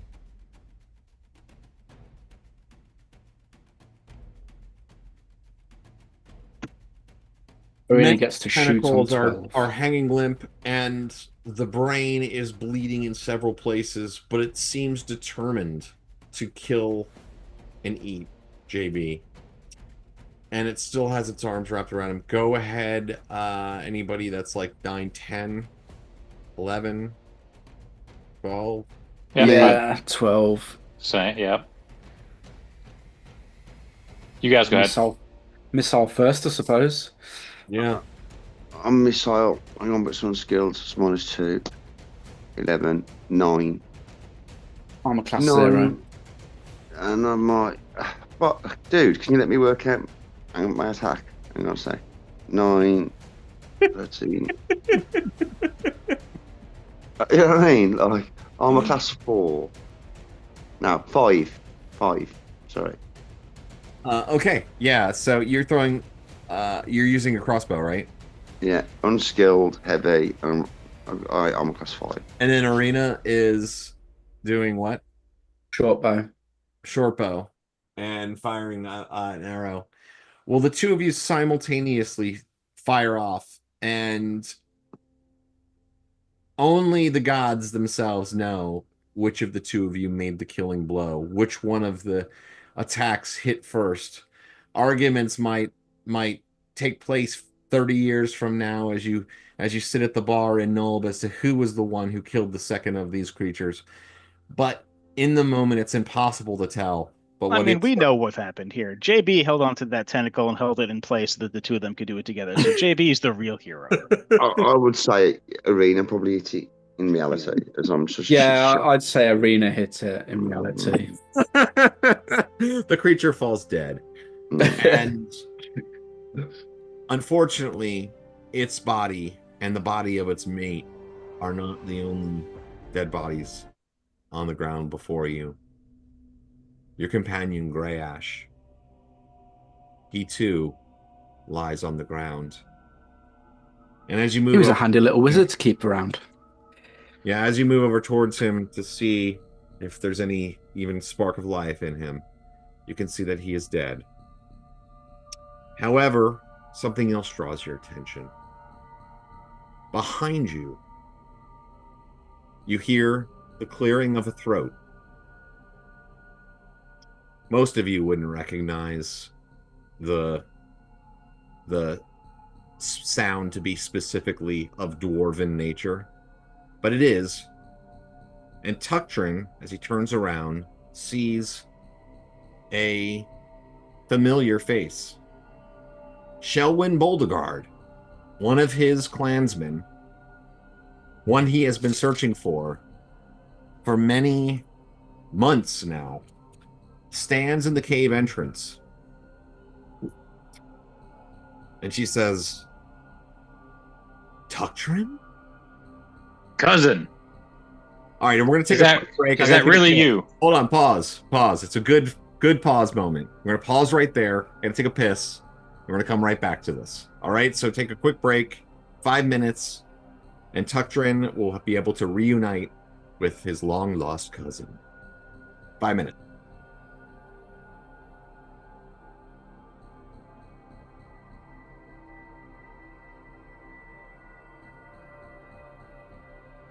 So did that Grey Ash have any good loot on him?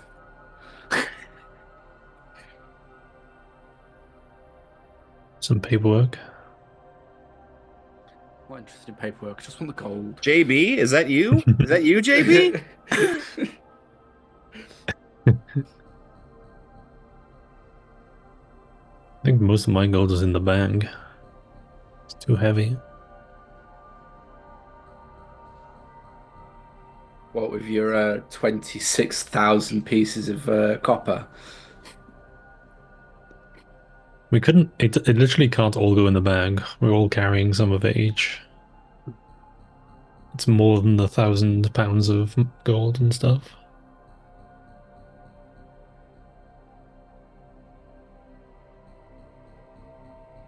Don't you worry, Dave. We'll have your character back and there's no time. In theory. If I roll new characters, no way I can roll worse stats. So I might. There is that I'm really opportunity. You can try. David, I'm really good at that's rolling really bad opportunity. stats. You can be complicit in acceptance of your character's death. And astral Yeah, I don't want to die though. I want to become immortal. In that case, then yeah, you've got a lot invested in him, haven't you? You know, Wizards hard work. So we'll just, you know what we do? We'll just, joking aside, we'll just put all the cash into resin. Yeah, don't worry. Nothing else to do with the money. So we can get out of this hellhole. We wouldn't be able to play all we've got as where we got to without your character, David. So don't worry, we're gonna sort you out. We've got your back. Moment of silence. The only one JB actually liked. God drag me through the water and the air. I assume.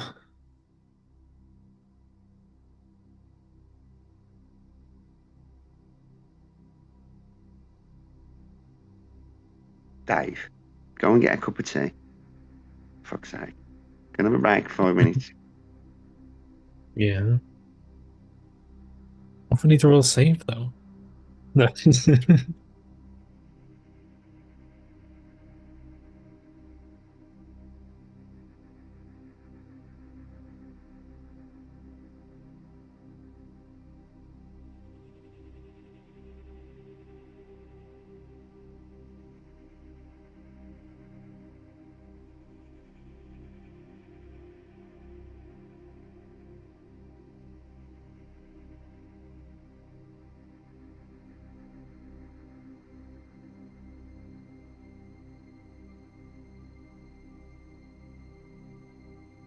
A sad day. Another character dies. It sucks. I liked Grey Ash a lot. I like Grey Ash a lot too. I mean, it doesn't mean that he's gone forever. You know, I mean, right. Who knows? There are still opportunities for return. Right. And you never know if those will arise. But that's the thing, right? I mean, I have a decent amount of spells, but the problem is that healing spells don't heal for a lot.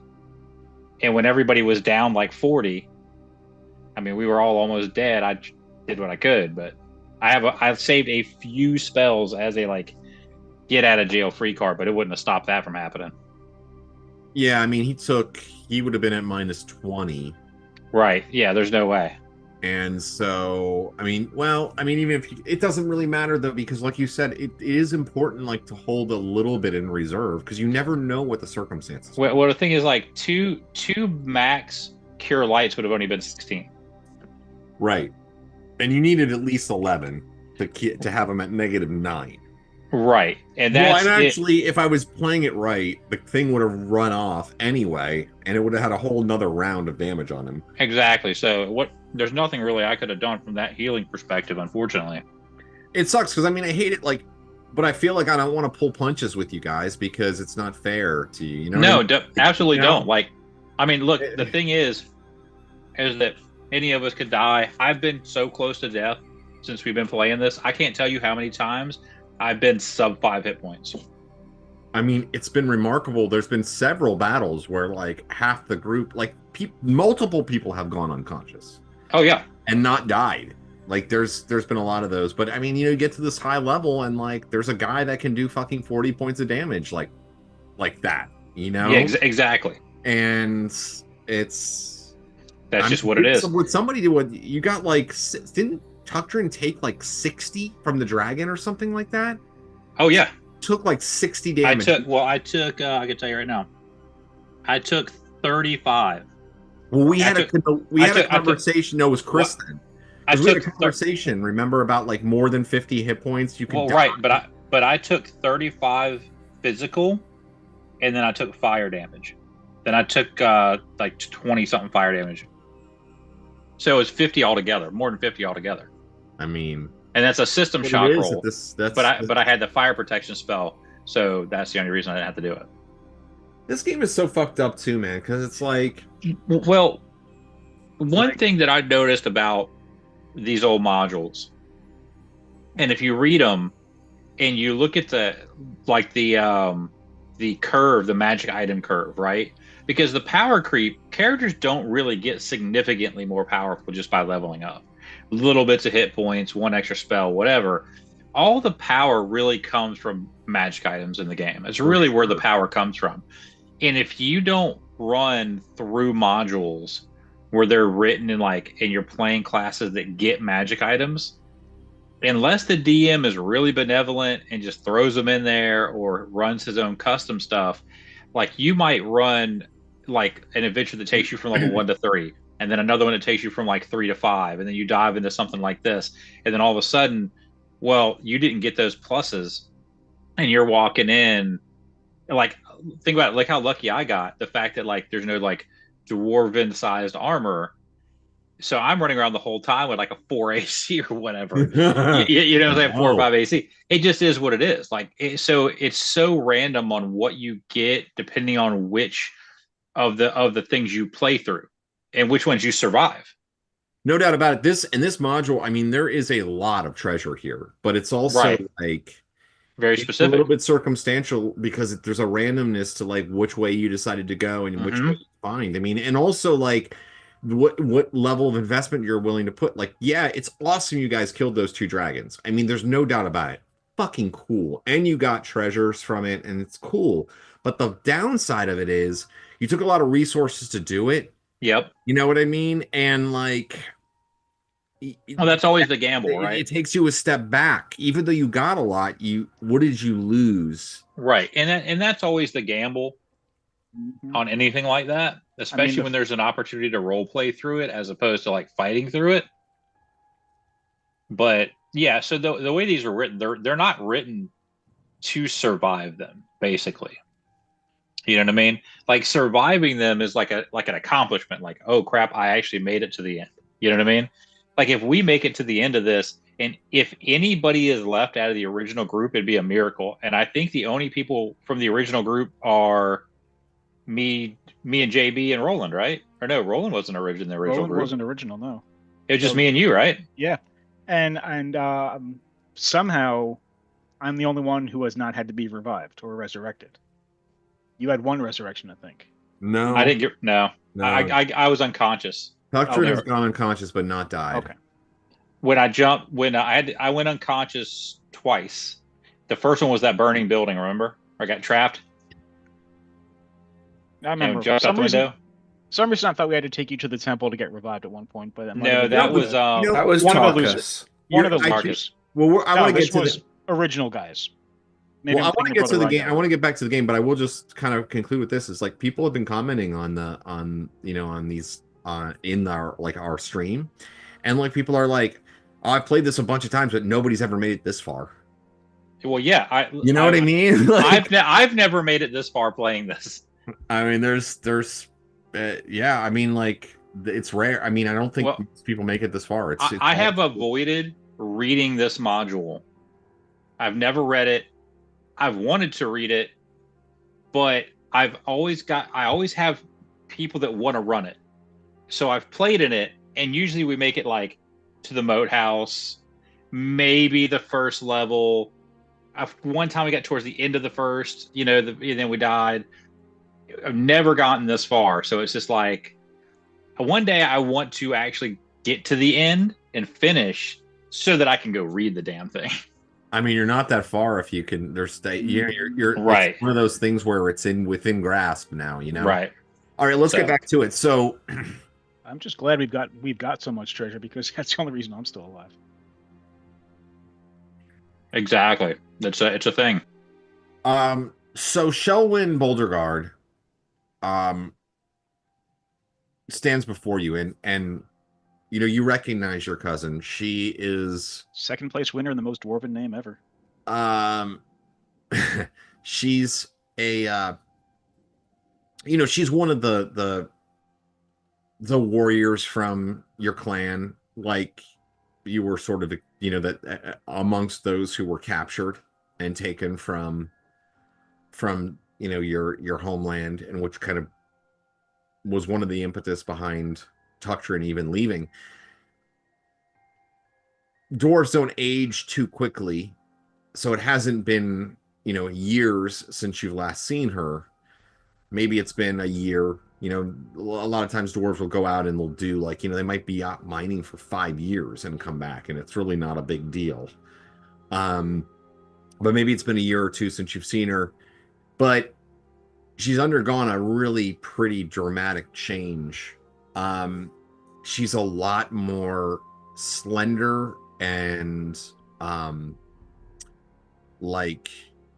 might describe her as like beef jerky, you know what I mean? Or slim, like beef stick. She's got her skin is really taut over stringy musculature.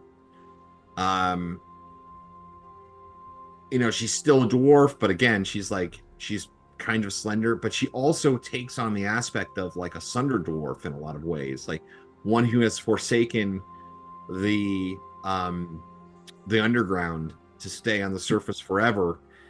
That she hasn't done that, of course, but you can tell that being under the constant pressure of who knows how long of being in this wind of this underground chamber and what that might do to somebody in terms of changing who they are, not to mention the period of slavery before that she was involved in. But she looks at you and she says, Tuctrin, how is this possible? Cousin, is this really you? It's been so long and we've been fighting so much. Of course, they would send someone to come after us.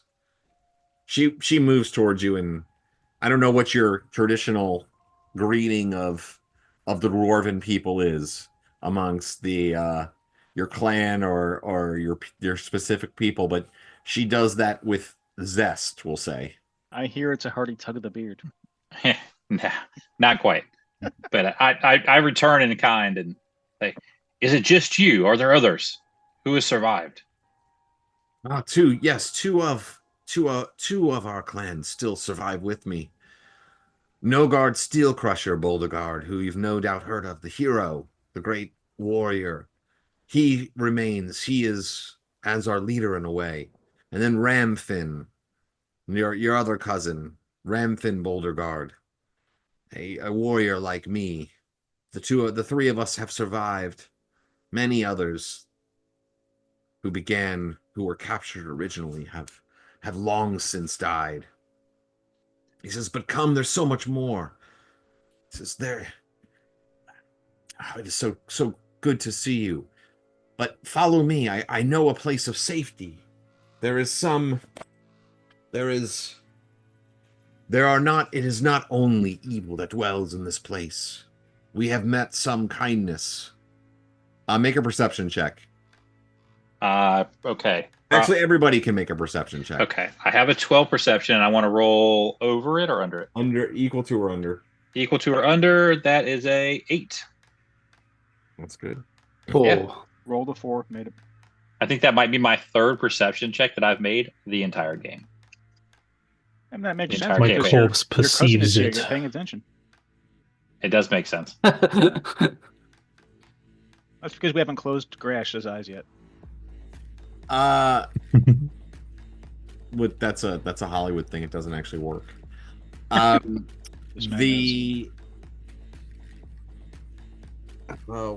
Perception check. So you see that,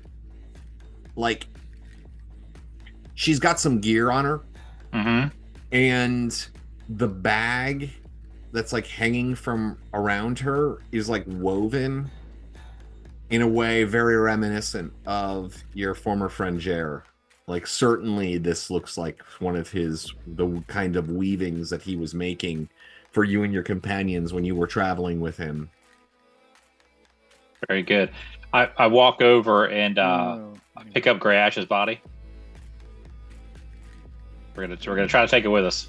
It's broken, and I don't want to leave him here if we don't have to. You've lost one of your friends. I see. We've lost. We could if you'll fit. Lucky, she says. We've lost many and we've lost much, but we have renewed hope now. Yes. Now you look at her, and you kind of look. You just the shock of seeing her. You look more closely at her, and you kind of describe the way that she looks as like she's wearing sort of like riding clothes, almost like makeshift cowboy gear. I would maybe even sort of describe it in like the interior legs of her clothing seem to be like reinforced and sort of like padded, and you can see like her skin is particularly covered like all around, almost like she's wearing sort of like a jacket of sorts, right? I would say like, like I guess you would say it's leather, but it's like definitely like lots of patches and stuff. And as she's like moving we're out in the wind node, and she's wearing a windbreaker. As she's moving out of the cave with the expectation that you would follow her, she, you see, standing at the edge of the cave mouth on that ledge is a massive beast. What kind of Many of you have probably not seen this, what this thing is. I would say probably Tuctrin would have no idea what this would be. Gray Ash is a desert guy, right? Gray Ash is a dead guy. Well, yeah, you wouldn't probably recognize him. Yeah, I was desert guy. Roland would probably know what this is. PB probably not. Arena probably. So Roland, we'll say Roland and Arena. No, Is it an automax? You see this? It's an amalgamation of two different sort of creatures. Its lower body is that of a lion, muscular, huge, massive, but its upper body has the head of a giant eagle. No, it's not. And giant eagle wings. Oh, it's massive. It also seems to have some sort of like a rock. It's not a rock. It's something else. I think I know what it is. Hippogriff. I'm thinking I wish we still had Gray Ash. Oh yeah, Gray Ash would probably have the most likely chance of actually knowing what it is. I kind of feel like a Roland and Arena might. I just feel like bandits and like mercenaries know what weird animal shit is, so I'm gonna kind of give. We do have them as pets a lot. Well, and also like I could just like imagine you being in some like black market edge of the world like village, and somebody like having captured them, being in a cage, and they're smuggling it. Like, I don't know, it's just weird, right? Okay. Why don't you both make a wisdom check and see if you might know what this thing is? I'll take an auto pass for a -1 small result. Sorry, wrong game. I think that's a pass. I rolled a 6. 320. 10. Failed by 1 on int. If it was int. Wisdom. Oh, wisdom. Failed by 2 then. Okay. Yeah. It's I passed. It's a Hirako Sphinx. Oh yeah. Actually, sorry, I'm such a fucking spot. I actually know what that is. Yeah, so it's a lion. It's actually a hawk-headed lion. Yeah, the beasts they are. With big hawk wings. And so Tuctrin's cousin looks back at him, Shelwyn, and smiles. And she runs up and leaps onto the thing's back. and almost immediately takes to the air. Like it just jumps off the thing and she takes to the air and sort of zooms around in like a circle, kind of in the air, following this like gusty breeze, and then swoops back towards you, kind of skidding, landing right in front of the party. And the hawk caws like,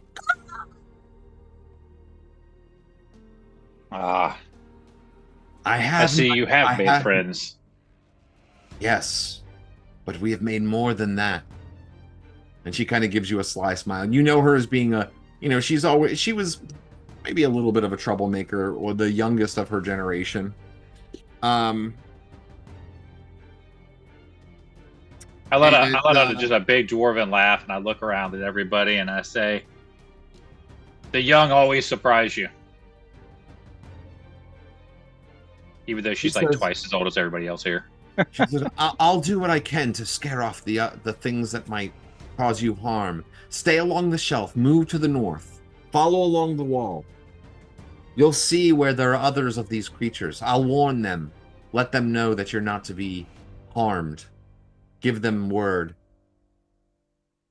We'll have to pass the layer of the ice toads, but do not worry. We hunt them for sport and food. I'll explain all when we get there. When we get to our home, where we have set up. And I will introduce you to our friends. And she gives you sort of a mischievous smile. And then she just leaps, without waiting for any sort of answer, she leaps into the air. Good. I look around everybody. Are we ready? Let's do it. Let's go. Anything's better than staying here. Yeah, we'll take the shelf to the north. So... Actually, no, I'm not ready yet. I want to see if the brain things and the desiccated body has anything valuable on them. Okay, do you have looting yet? Forget. Probably not. No. All right. The brain things themselves do not have anything on them. They're butt brains. Okay. They're not butt brains, but they are just. There's shit for brains. The man that Roland had hit with the stone and had fallen over, it looks to be maybe like 4 or 5 days old. It is partially eaten, but not entirely, like, some of the exposed flesh is, but there is still some like skin and flesh on it. Looks like it was probably like a bandit. In fact, maybe Arena would even like vaguely know who this like Joker was, but not that they were important or anything like that. Of course. And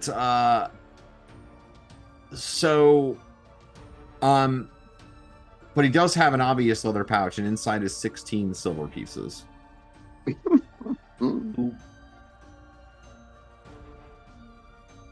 Gosh, 16. No, I get a non-weapon proficiency every 4 levels, I think. So I got 3 to go before I get. I've spent the entire time just like mourning, I suppose, and like rolling grey ash over, and like taking his body over to the side, what's left of it, and like making sure he's wrapped up, like in like a blanket. Swaddling the corpse. I've opened up a bunch more of the map there. Sorry, that was why I was kind of half speaking here as I was trying to get that map open for you. So you're able to follow along the shelf, and thoughts of gray ash move through your head as as Chris described with Roland, but none of you can help but think about it. But simultaneously, you're drawn to the environment around you and the danger that it poses. And before long, you see a number more of these creatures gathered up in a layer of sorts on this large shelf. And let me give you a description of that.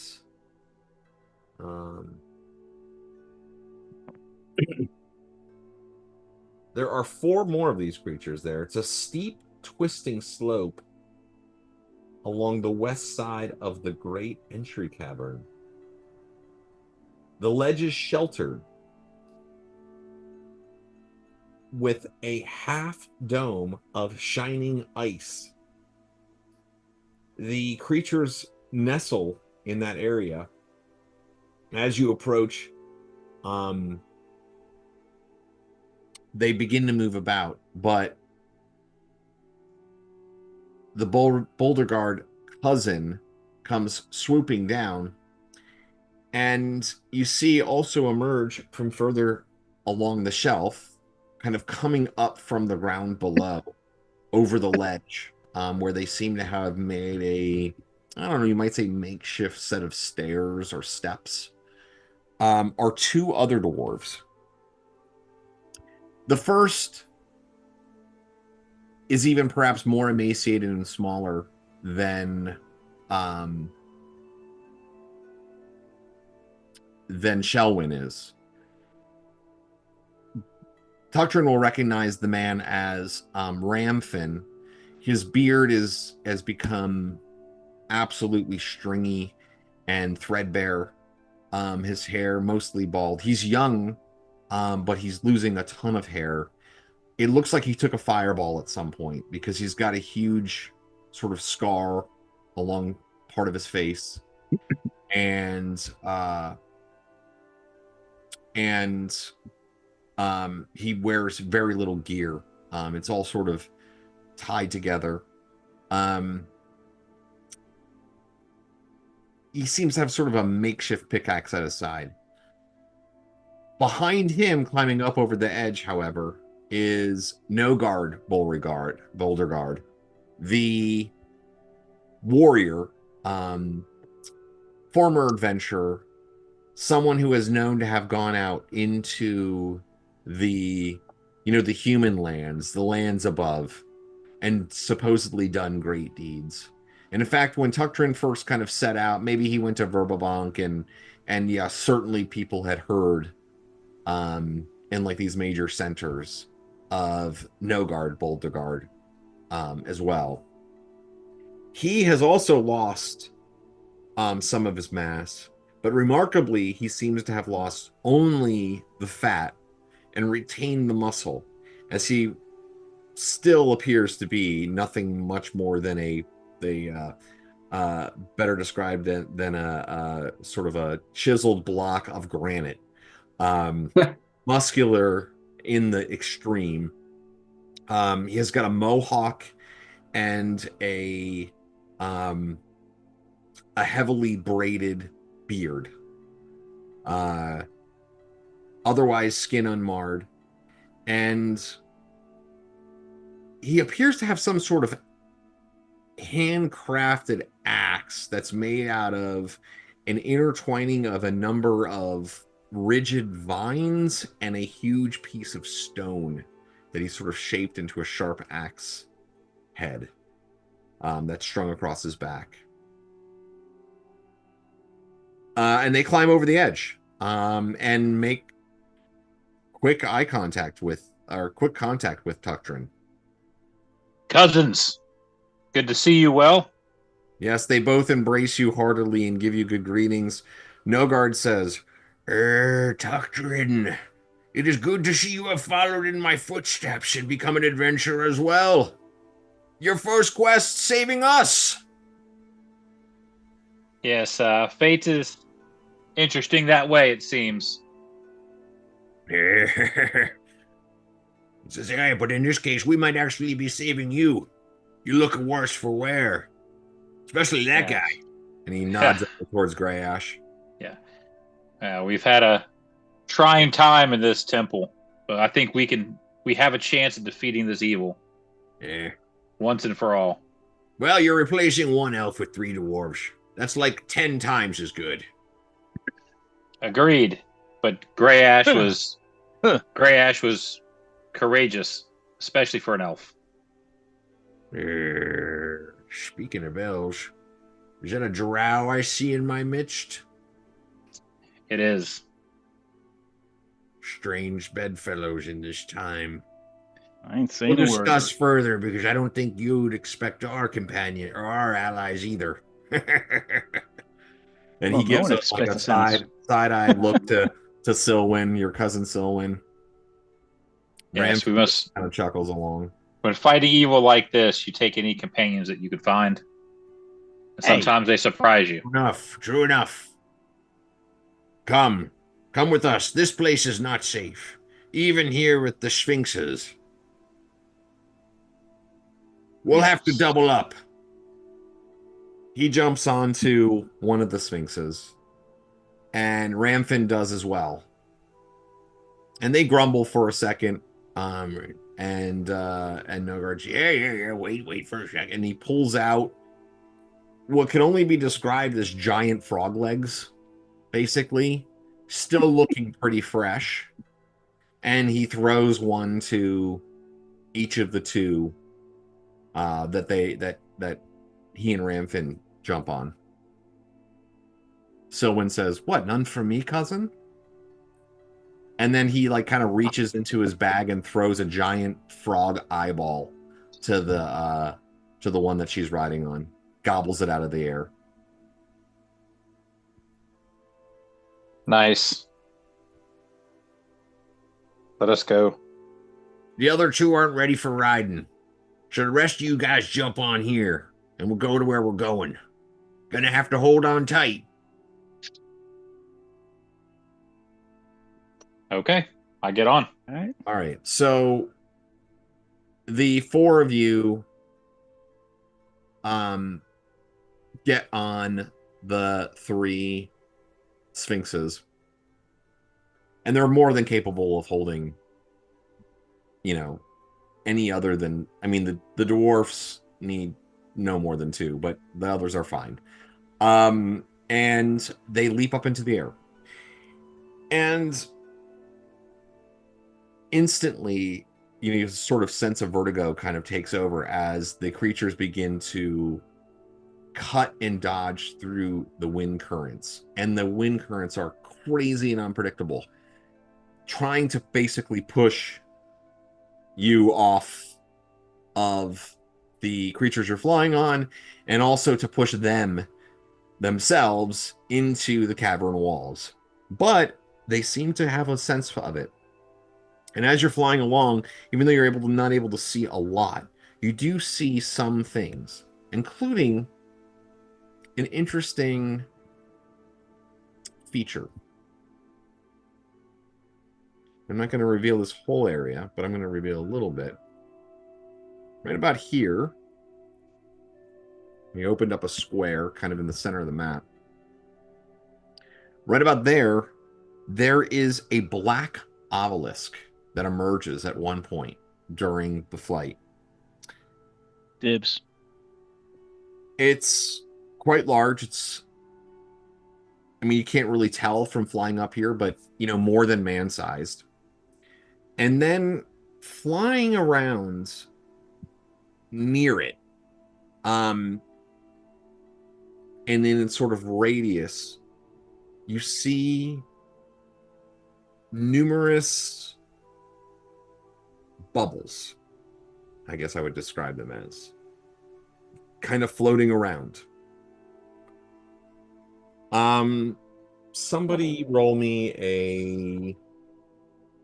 All right, actually, each of you roll me a d10.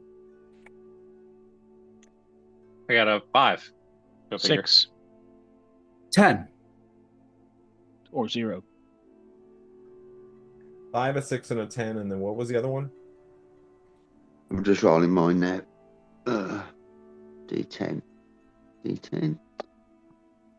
9. 5, a 6, a 9, and a 10.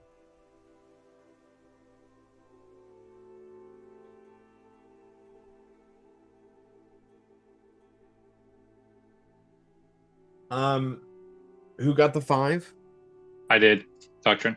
All right, so Tuktrin, you see within, like you got to start seeing these bubbles, and as you're zooming by them, you catch a glimpse into one of them, and you can see a skull within, recognizable to you as an elven skull. Who got the 6? I did. JB sees what could only be described as a little devil, almost made out of ice, like a little impy like creature that instantly sort of disappears. It seems to be stuck within the bubble, but the bubble quickly disappears behind a whiff of clouds. Murray. And then there was a 9 and a 10. Yes.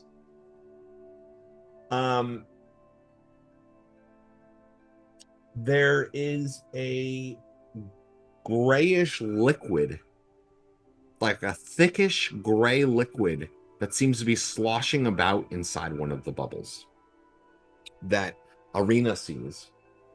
Okay. And then finally, Roland notices in one, strangely floating up into the air in one of these bubbles, is a translucent glass coffer, inside of which appears to be gold coins. And then it's quickly out of your view. And Grayash rolled a -4. He saw nothing. Oh, all right. So let's see here. Shit's about to get real. This was as we were flying, wasn't it? Yeah. So you only got a quick glance of the stuff.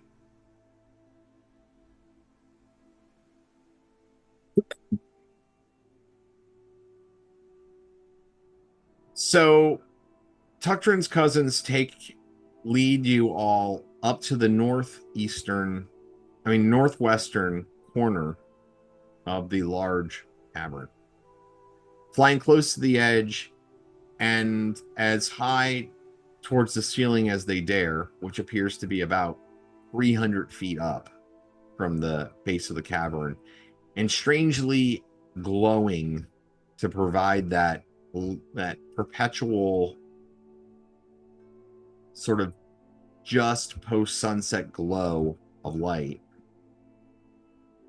It's a big ass cave I'm about to open up for y'all. Take a second. And eventually,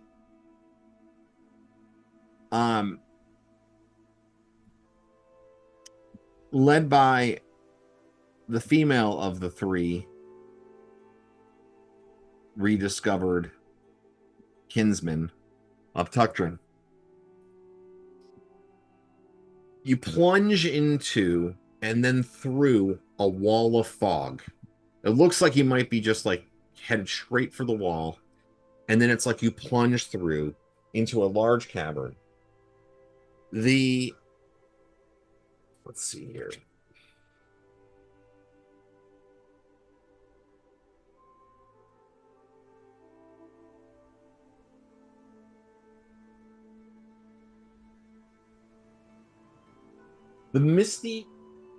You emerge into a misty cave that appears to be a sitting area, albeit for very large beings. 5 boulders have been arranged in a circle, and each has been carved into a chair-like shape. Roughly central to the stone chairs is a stone statue, some 15 feet in height, of a giantess in robes. The workmanship is somehow skilled, yet also crude, as if an accomplished artisan was forced to use unusual tools and materials to render the work.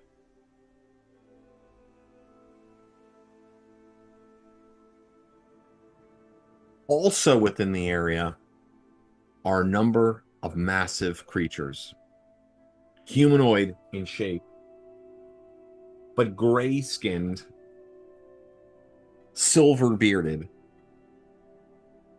and massive. Feel really good here. You see a group of 4 giants. Oh, they don't really wear clothes so much as robes or shawls that cover various parts of their bodies. but otherwise they look like incredibly fit humans in a sense, only that they stand nearly 25 feet tall. Sitting around in this circle of stones, they seem almost normal in that they're conversing with each other, and they look back as the eagle-headed sphinxes swoop in and seem to smile with welcome as the 3 dwarves and now their 4 companions, the 4 of you, swoop into the room.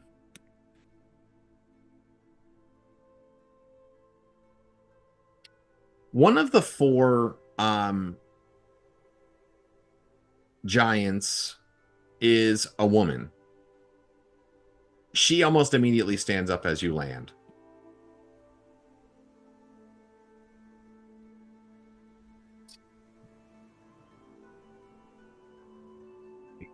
Nogard says, see what I mean, cousin?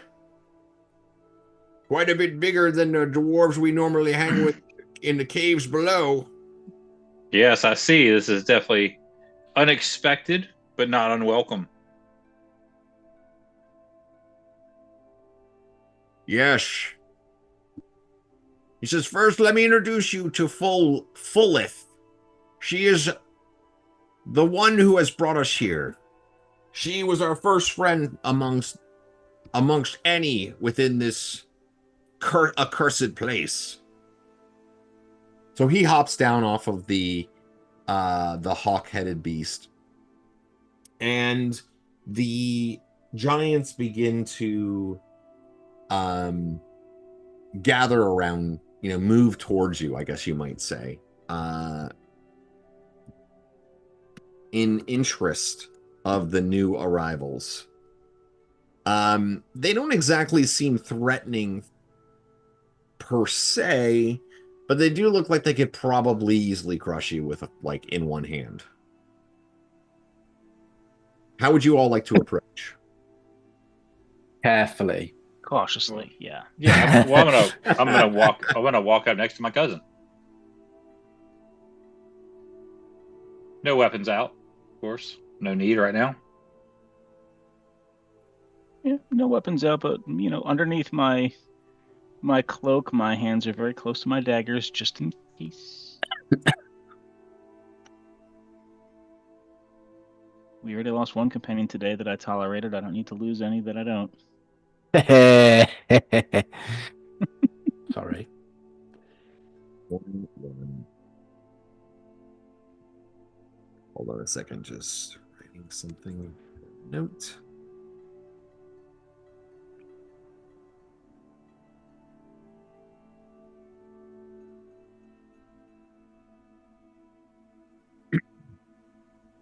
She says to so the cloud giant, the woman cloud giant, her silver hair pulled back into several braids, almost in the dwarven style, you might say, and clearly the youngest of the cloud giants, sort of takes the lead and says, "You I have am the most green friends." Right. And Nogard says, yes, this is my cousin Tuctrin, and these are some people that he vouches for. I am Tuctrin, and I do vouch for them. She gives a little bow. It is so good to meet some others.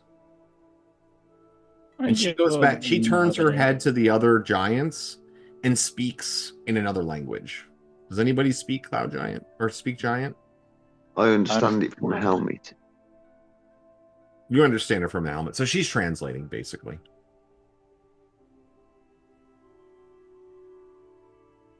And they're like, "Oh, ask them how they've come here." Sternly, and she says, and she repeats the question. She says, "How have you come here?" And basically, Nogard and Shelwyn spend a couple of moments sort of giving the basic rundown of who you are, Tuctrin, and giving brief introductions in that way. Before kind of opening up the conversation once more, Nogard says, so let me tell you something. This is kind of how it went down. So we were traveling around with this human guy named Jer, and he was really helpful, but he didn't really want to go anywhere. He just wanted to hide and stuff. And we were looking to get out of there. Plus, there's a whole bunch of evil stuff, so we wanted to kill that stuff. So we went and we got some weapons and all that stuff, and we were trying to kill some things. And then we went on one of those portals, and all of a sudden, we were here. Only we weren't in a really good place. We were in a very dangerous place where there was a lot of white dragons. I can tell you where that is so you don't go over there. And we had to fight our way out, and there was a whole bunch of other stuff. There was this big old gelatinous cube. You probably saw it. It's really hard to miss. There's like tornadoes everywhere. Anyway, point is, we were almost going to die because we were like getting beat up. Like even it seems like when you're here, the environment, it even wants to fight you, right? So we were about to die, and then we kind of kept on walking around looking for some safe place, and that's where we met Fullith, and she was welcomed us in here, and he kind of like waves his arm to her. And it just so happened that she had been very interested in learning about the common language so she could talk to us, and they saw that we had killed some of the bad guys and stuff like that. Like we had killed some of the toads, and we gave them some of the food and all that. And so, long story short, we've been living here for probably a few weeks now, and these giants aren't so bad. Well, I would like to start out by sharing the bad tidings. Jer was eaten by a dragon. Yeah, it's a real shame. But that dragon has now met its end, and that dragon's mate has also met its end. So we've slain 2 dragons. Clangadin be praised! Clangadin! And the other dwarves do the same. So same. Crackheads.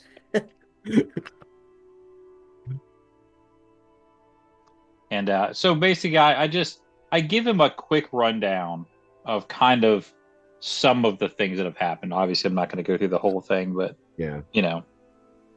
so some of the evil that we've seen and that we fought, we've destroyed, and what we think we need to do to continue to do so. We're collecting these gems, these stones of the different elements. We're attempting to destroy the centers of power of each of the elements here so we can destroy this evil temple once and for all. Do you know anything of this? You can, like, while you've been talking this whole time, Fullith is translating to the other 3 cloud giants, which they come to identify themselves as. And although none of you particularly know like all that much about cloud giants, they aren't necessarily evil, and you can see like a certain nobility about them, right? And so they really sound ancient Greek to me. And even if they are evil, we're all stuck here, so they're probably at least intelligent. Therefore, with their togas on and their swept back hair and their Adonis bodies and stuff. Oh, they've got togas. Yeah. They're definitely not evil. So Fullith says and Roland is able to hear this, and you can hear the other giants are encouraging Fullith to tell your group what the situation is and what they've learned, because it sounds as though after Tuctrin is done explaining a story, you can sense in their responses that they believe that your group has some potential capability of actually bringing this terror to an end. So they're like encouraging her to explain like sort of what they know. And so she does. She says,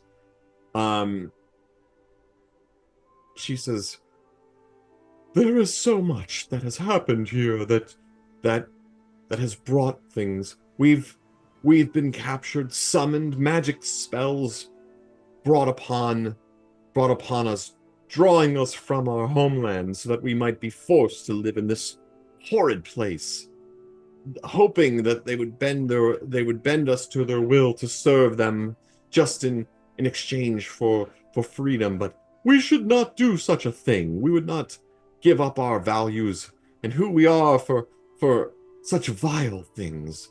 And yes, they are vile. We have learned here there is something, a vile creature, a creature of fungus and decay, a demoness. They called in the human tongue, she is known as Zugtmoy. We do not know of her in our lands, but she comes down into the dark, wet places. The places which, from what I understand, you dwarves, you have heard perhaps of this creature or incarnations of it. Something seems to have captured an essence of her within the temple somewhere. That is what you see gathering around. That is what's been seeping out. But it is not only power here. So much. There are so many others. Evil humans. Humans that wish to control and dominate everything. They have grown particularly agitated and aggravated recently, searching for something. A skull of gold and gems of great magic. We know not how this creature of fungi and this skull and gems relate. But my companions, the elder plow giants, they believe that perhaps you might be able to bring them low. Do you know anything of... I'm going to describe the man. Have you heard anything of a description of this individual? I'm going to describe that man I saw. Which man that you saw? Which one? The evil old man with a pustule on him and shit. The crown man. You can see a look of worry on her face. And a cackling back at the other cloud giants, and they stand up from their boulders, and they look angry. And one of them, the oldest one, says, "He has been tainted." And another one says, "Yes, I can see it upon him." And she says, in common, she says, "No.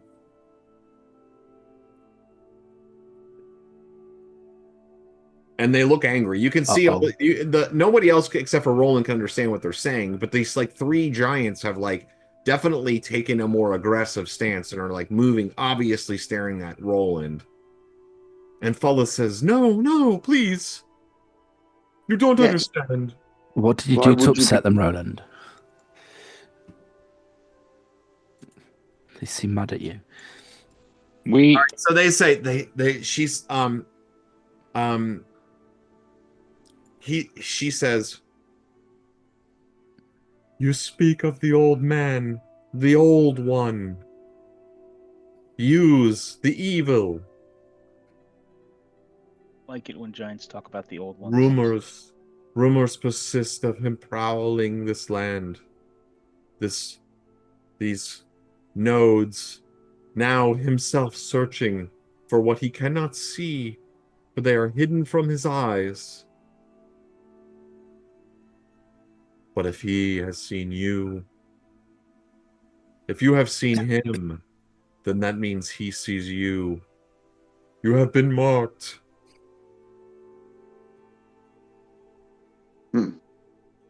Well, maybe it is fate as such. if you wish such a thing to be found and revealed, what can be done? Surely the person who must carry it will be marked. One of them looks like really agitated. The elder cloud giant looks really agitated, and Foleth turns to her and says, "Yes, he speaks as though he has the skull," she says in the cloud giant language, the giant language. We have the means to end the evil here, but we may need assistance.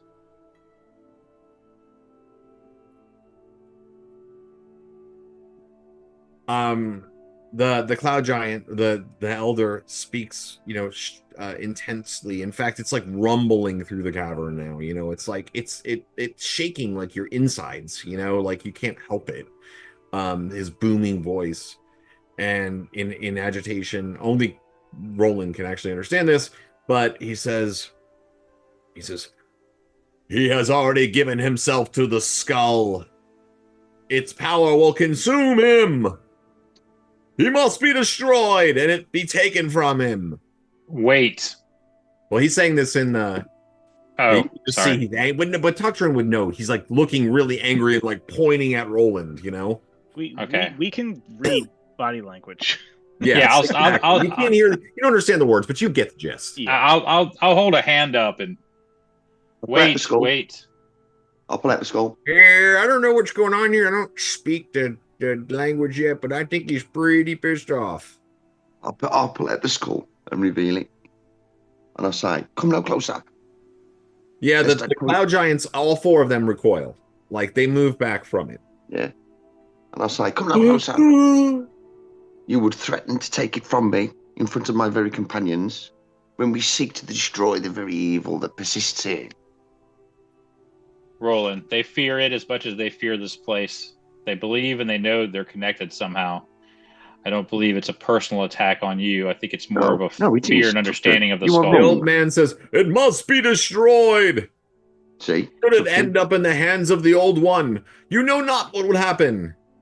We can use it to destroy them, and then we can destroy it. If it consumes us in the process, but it allows us to destroy the evil here, then that's just what has to happen. He stands up like tall, and like wind begins to whip behind them, and he says, For what reason should we believe that you could bring such end to this creature? You are but mortals, humans, and weak. Even you and your dwarven friends, while fine companions, are no match for the old one. We've been a match for his temple. We've been more than a match for the temple thus far. What have you done to destroy the evil here? Yes. Yet we have come before you. We have obtained the skull. We have obtained the gems for mere mortals. Boleth puts both of her hands out, and so does and simultaneously so does Nogard, and she says, Please stop. Please, I beg you, uncle, please. She looks to the fiercely angered cloud giant, and he kind of, it seems, there's a moment of tension, but he kind of sort of, the wind stops. He still has an angry glare upon his brow, but he the wind dies down, and your cloaks are no longer whipping around you, and she says, please show us. How do you know? What do you know? What have you done? How can you destroy this? This is what we seek to find out. Would I not keep it hidden from you if the intent was not to use the very power of the skull to destroy it? Surely he who seeks it then may come forward. But what else are we to do? We cannot sit in lofty, airy towers as giants like you can. Because I don't give a shit, man. I'm insulting.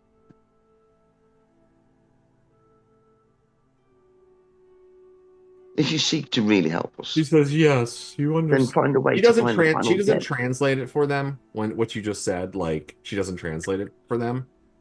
Okay.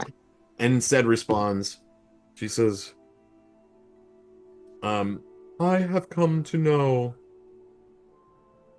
your clan Boulderguard, Tatrin. And I do, although in spite of my elders, and she looks back at them, I do believe that you can perhaps put an end to this. In fact, I believe it is more the destiny of mortals like yourself to do such deeds than those like us. We are the shepherds of mountains and high points, not the delvers of dungeons and the shorner of fungi and rampant plant growth that we understand nothing of. It is your quest, not ours. Of that I am certain. But I see the skull is missing pieces. 2 gems yet remain. You are far yet from your quest. And my uncle makes a point. Until you have those gems, and until that is destroyed, should those who rule this place, not just the old one, but his champion, this one they call Lord Hedrak, should he gain control of this before you're able to do what is needed, you see what could happen? Indeed. You see why my uncle worries? We do bring danger to you, and we shall be on our way then. For it is true that by staying on our feet and mobile, and about many places, he has been able to find us as such. But I fear that we would bring trouble to you here if we were to leave it here or stay here. So maybe a short spot. Nonsense. You shall stay here, under my protection. I shall vouch for you. You must rest. You have wounds and dead amongst you. You are not ready to continue on, and there is no other safe place within this cavern.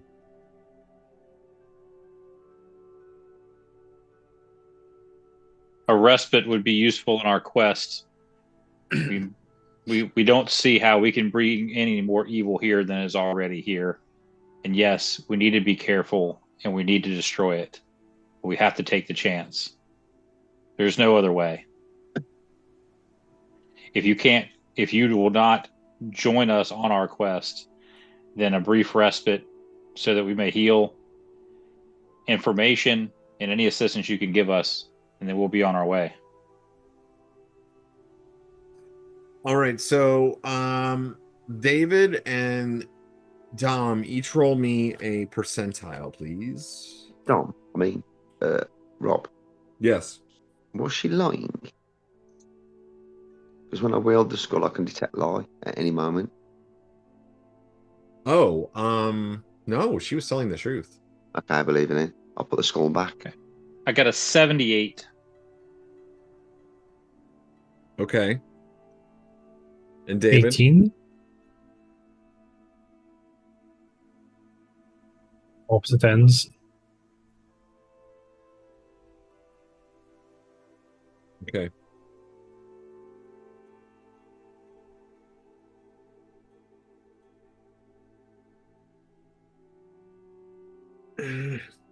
All right, Dom, roll me one more percentile. 72. Okay.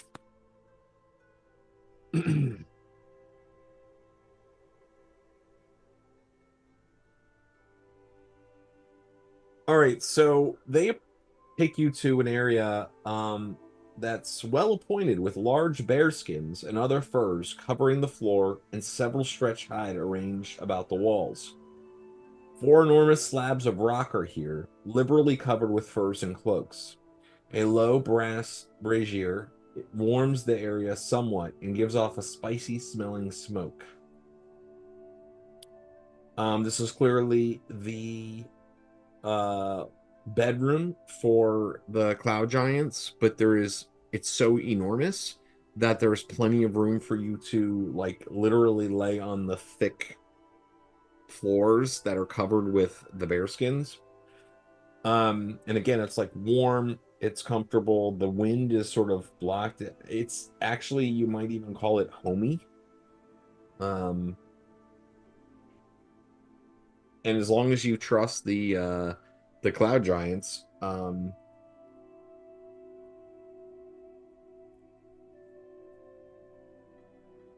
then you feel fairly safe in here. Well, I mean, we trust her, or at least know she was telling the truth. I trust them enough to try to get a rest. We have found treasures from various encounters. Things that could possibly have been useful for you, for your friend. But I don't think it's useful any longer. We have nothing that can bring him back from the dead. That's unfortunate. That would have been most useful. Who might know within the denizens of this dungeon how to destroy all these stones? Who might know such thing?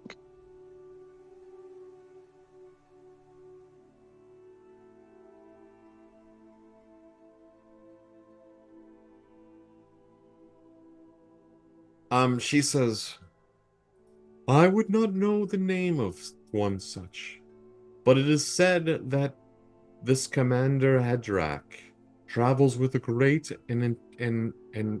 a great wizard of vast knowledge. I believe that he of all would know the functions and ways of such a thing, such a device.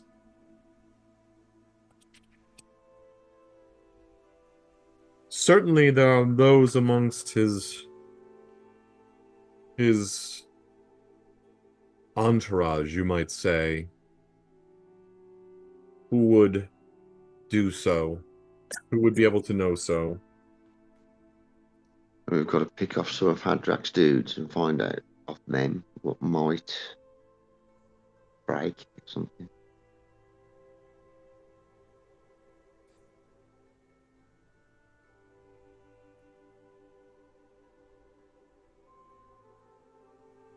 So you kind of like sit down, you get some time to relax. You can hear that the giants are discussing in low tones. The other three giants are discussing in low tones, like, various things. And Fulleth eventually goes over to join them and to, join in the discussion, probably, and as advocates, as the sole advocates for the group of you.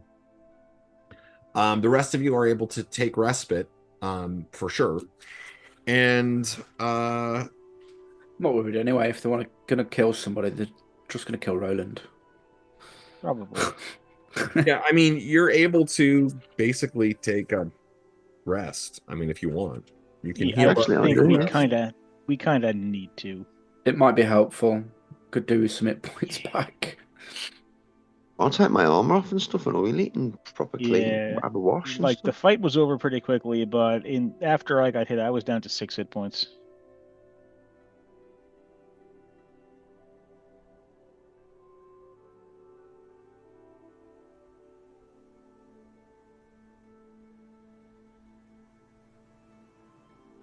I'm only down 10 because I didn't take a hit in that battle. I find Rob an inappropriate receptacle to have a bath in. Inappropriate receptacle. What does that even mean, right? So far, I've had a bath in a barrel and something else. I'm not going to wee here. That's wrong. Run really fast and dive headfirst into the gelatinous cube. It'll suck all the dirt off of you. Just make sure you're going fast enough so that you'll get out. All the flesh too. Yeah. So yeah, I'll take off my arm and have a bath in something inappropriate, like a large gravy dish.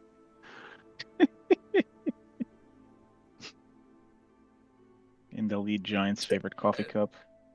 Yeah, just anything to upset the neighborhood. All right, just a bit of salty and spices. There's that 15-foot high statue of a giantess in robes, and she has her like hands out like this, like cupping motion. So you could Yeah. literally take a bath in the hands of the giant statue. I'll do that then. I'll do that. Literally. How are you going to get water up there? They lose that. just drags barrel after barrel of fucking cold water up there to have a bath. I don't have a floating duck. I have like a floating kobold or something. I don't know. Oh god.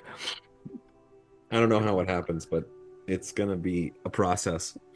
All right, yeah. So you're dressed, and you know, they do have a few things, you know, that they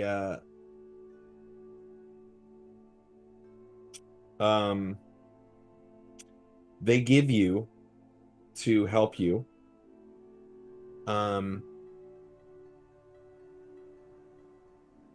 3 potions of extra healing.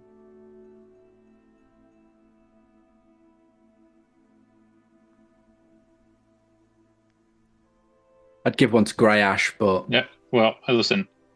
Arena, Roland, and JB each take one because I have healing spells. You don't. Heard. Potion of extra healing, adding to character sheet. Yeah.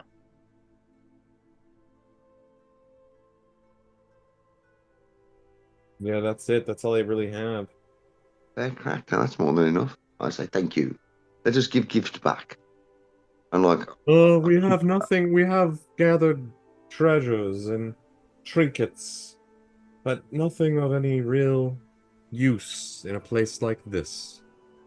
Give them 5,000 copper pieces out of that massive stash. Now that I see that you're carrying 12 sacks of coins each in order to bring all of the treasure along, you'd literally be like dragging fucking sacks of gold behind you.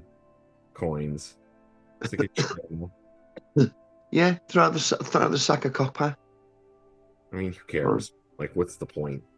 Yeah, they're really quite fucking astute, ain't they? These giants, they've got it sorted. All right, so yeah, so it's comfortable in there. You get food. The dwarves, they do in fact go hunting for. They hunt these frogs that have the cave nearby. They're you know, the food they cook fairly simply over a fire, but it tastes much like roasted chicken.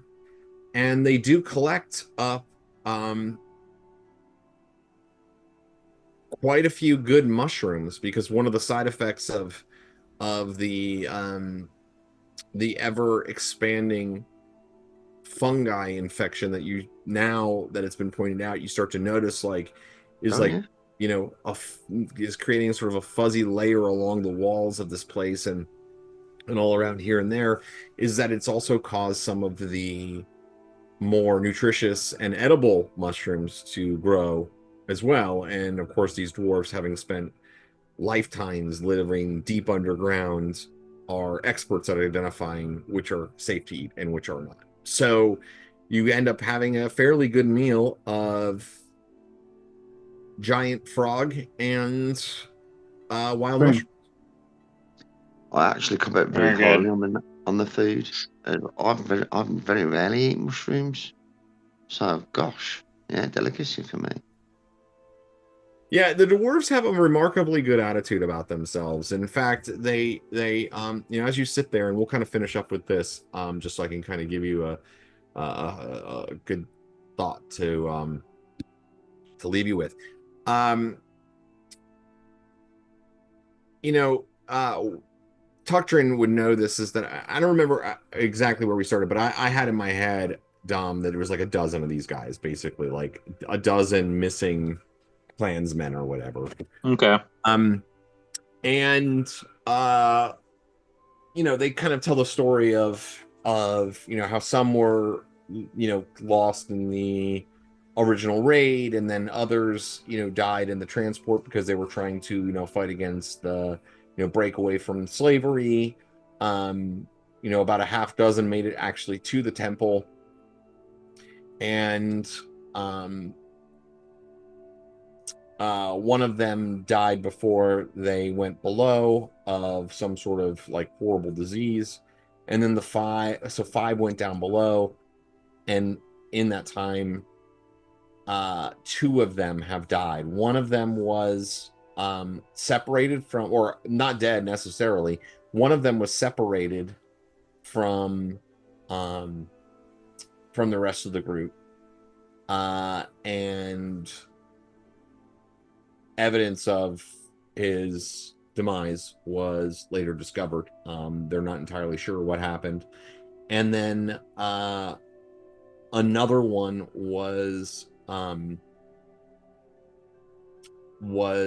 when they were traveling north from when they had first gotten to this area, was swept up by the tornado, the vortex, and flung into the wall and killed.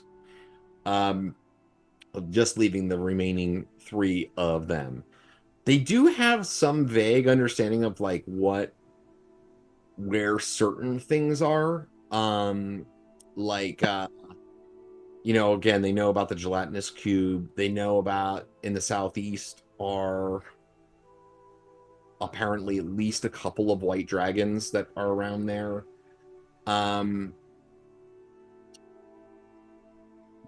They know of where a gate is to the Earth node, like an earthen gate in the south, but it's through a like somewhat concealed cavern where the crystals hum with a sound that is like ear piercing and difficult to like get by. So they have never actually explored like all the way down in the cave.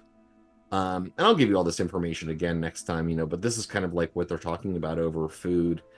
There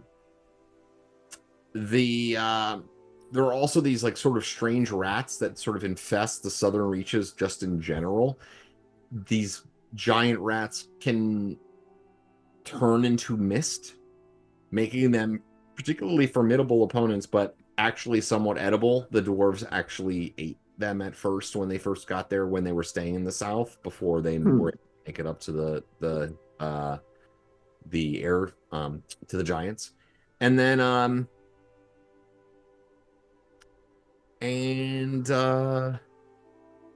that's pretty much it. They haven't explored the caves in the northeastern area. The cloud giants warned them of these dangerous red-eyed tentacle creatures, seemingly made out of the air itself.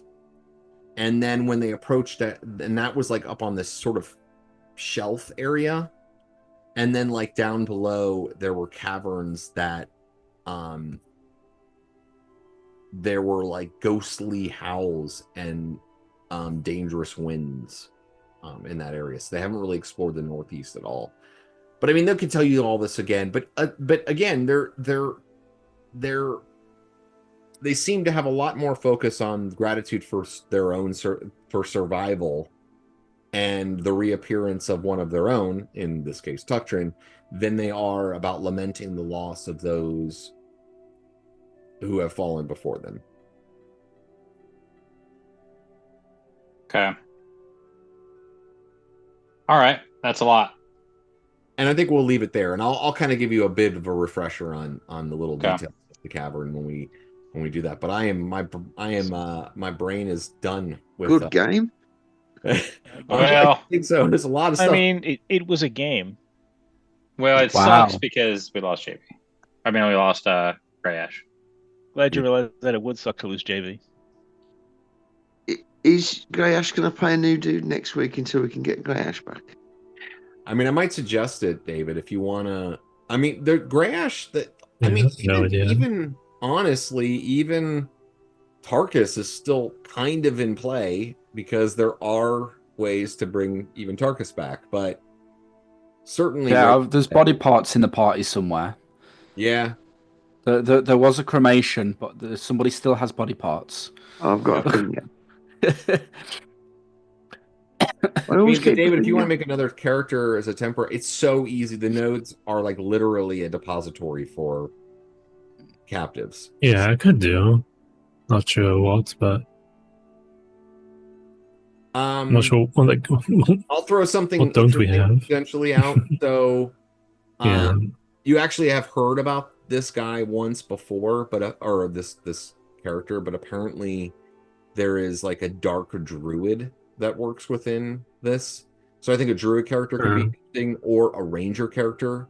You know, somebody that cares about nature in this area. That would be like a fill-in. I don't think there's no character that fills that role right now. Yeah. So if you ended up having to continue to play it for the long term, it might be fun. You know, that's the only reason why I throw that out there. But whatever you want to do, it's totally fine by me. Yeah, no worries. We'll think of something. Hopefully, Grey Ash won't be gone for. I hope not. He's got like a 96% resurrection chance, so let's hope. Yeah, I mean, That didn't work out well for Tarkus. Yeah, but he just needs to roll better, you know. actually, a 96 would have been fine. It would have, yeah, That's by one. exactly what he rolled. He rolled 96 and he had a 95. I have a 98. Just one over. Brutal. Mm. All right, well, that was interesting, guys. Did we have any combat this time? Yeah, we fought Yeah. the brain. You forgot we- about what killed I'm our literally friend dead. Trash. We forgot. We fought the Grells. Remember? Oh yeah, the girls. Yeah, I know what they are. And let me give you some XP for that. Gonna say, what are they called? I just call them the big brain things. But So that's 1,000 each, because 5,000. And then, believe it or not, 1,000 each. That's 5,000. 1,000 each, because total of 5,000, so 1,000 each divided by 5. 10 hit dice. And then I'll just kind of give you a blanket 1,000 XP just for exploration and stuff like that, and for discovery. What? For actually Blanket this XP? rescuing 3 of the dwarves. There actually was one other time when you could have rescued them a little earlier. Right. One other place, like they were in a well, I don't want to ruin anything, but basically they were in a mid spot, and you could have gotten them. They were close, but it would have been. they were hiding from a dragon, but you were so intent on saving Jair, you didn't see your clansmen. Don't you feel terrible? Not at all. Of course, because who cares about Jair? All right, so no game next week, right? It's book club next week, Book right? club next week. Yep, All right, so 2 weeks. I mean, I'm good in 2 weeks if you guys are. I should be. Yeah. Let's see. 2 weeks, I should be good. All right, guys. Well, good night. Thanks for playing, and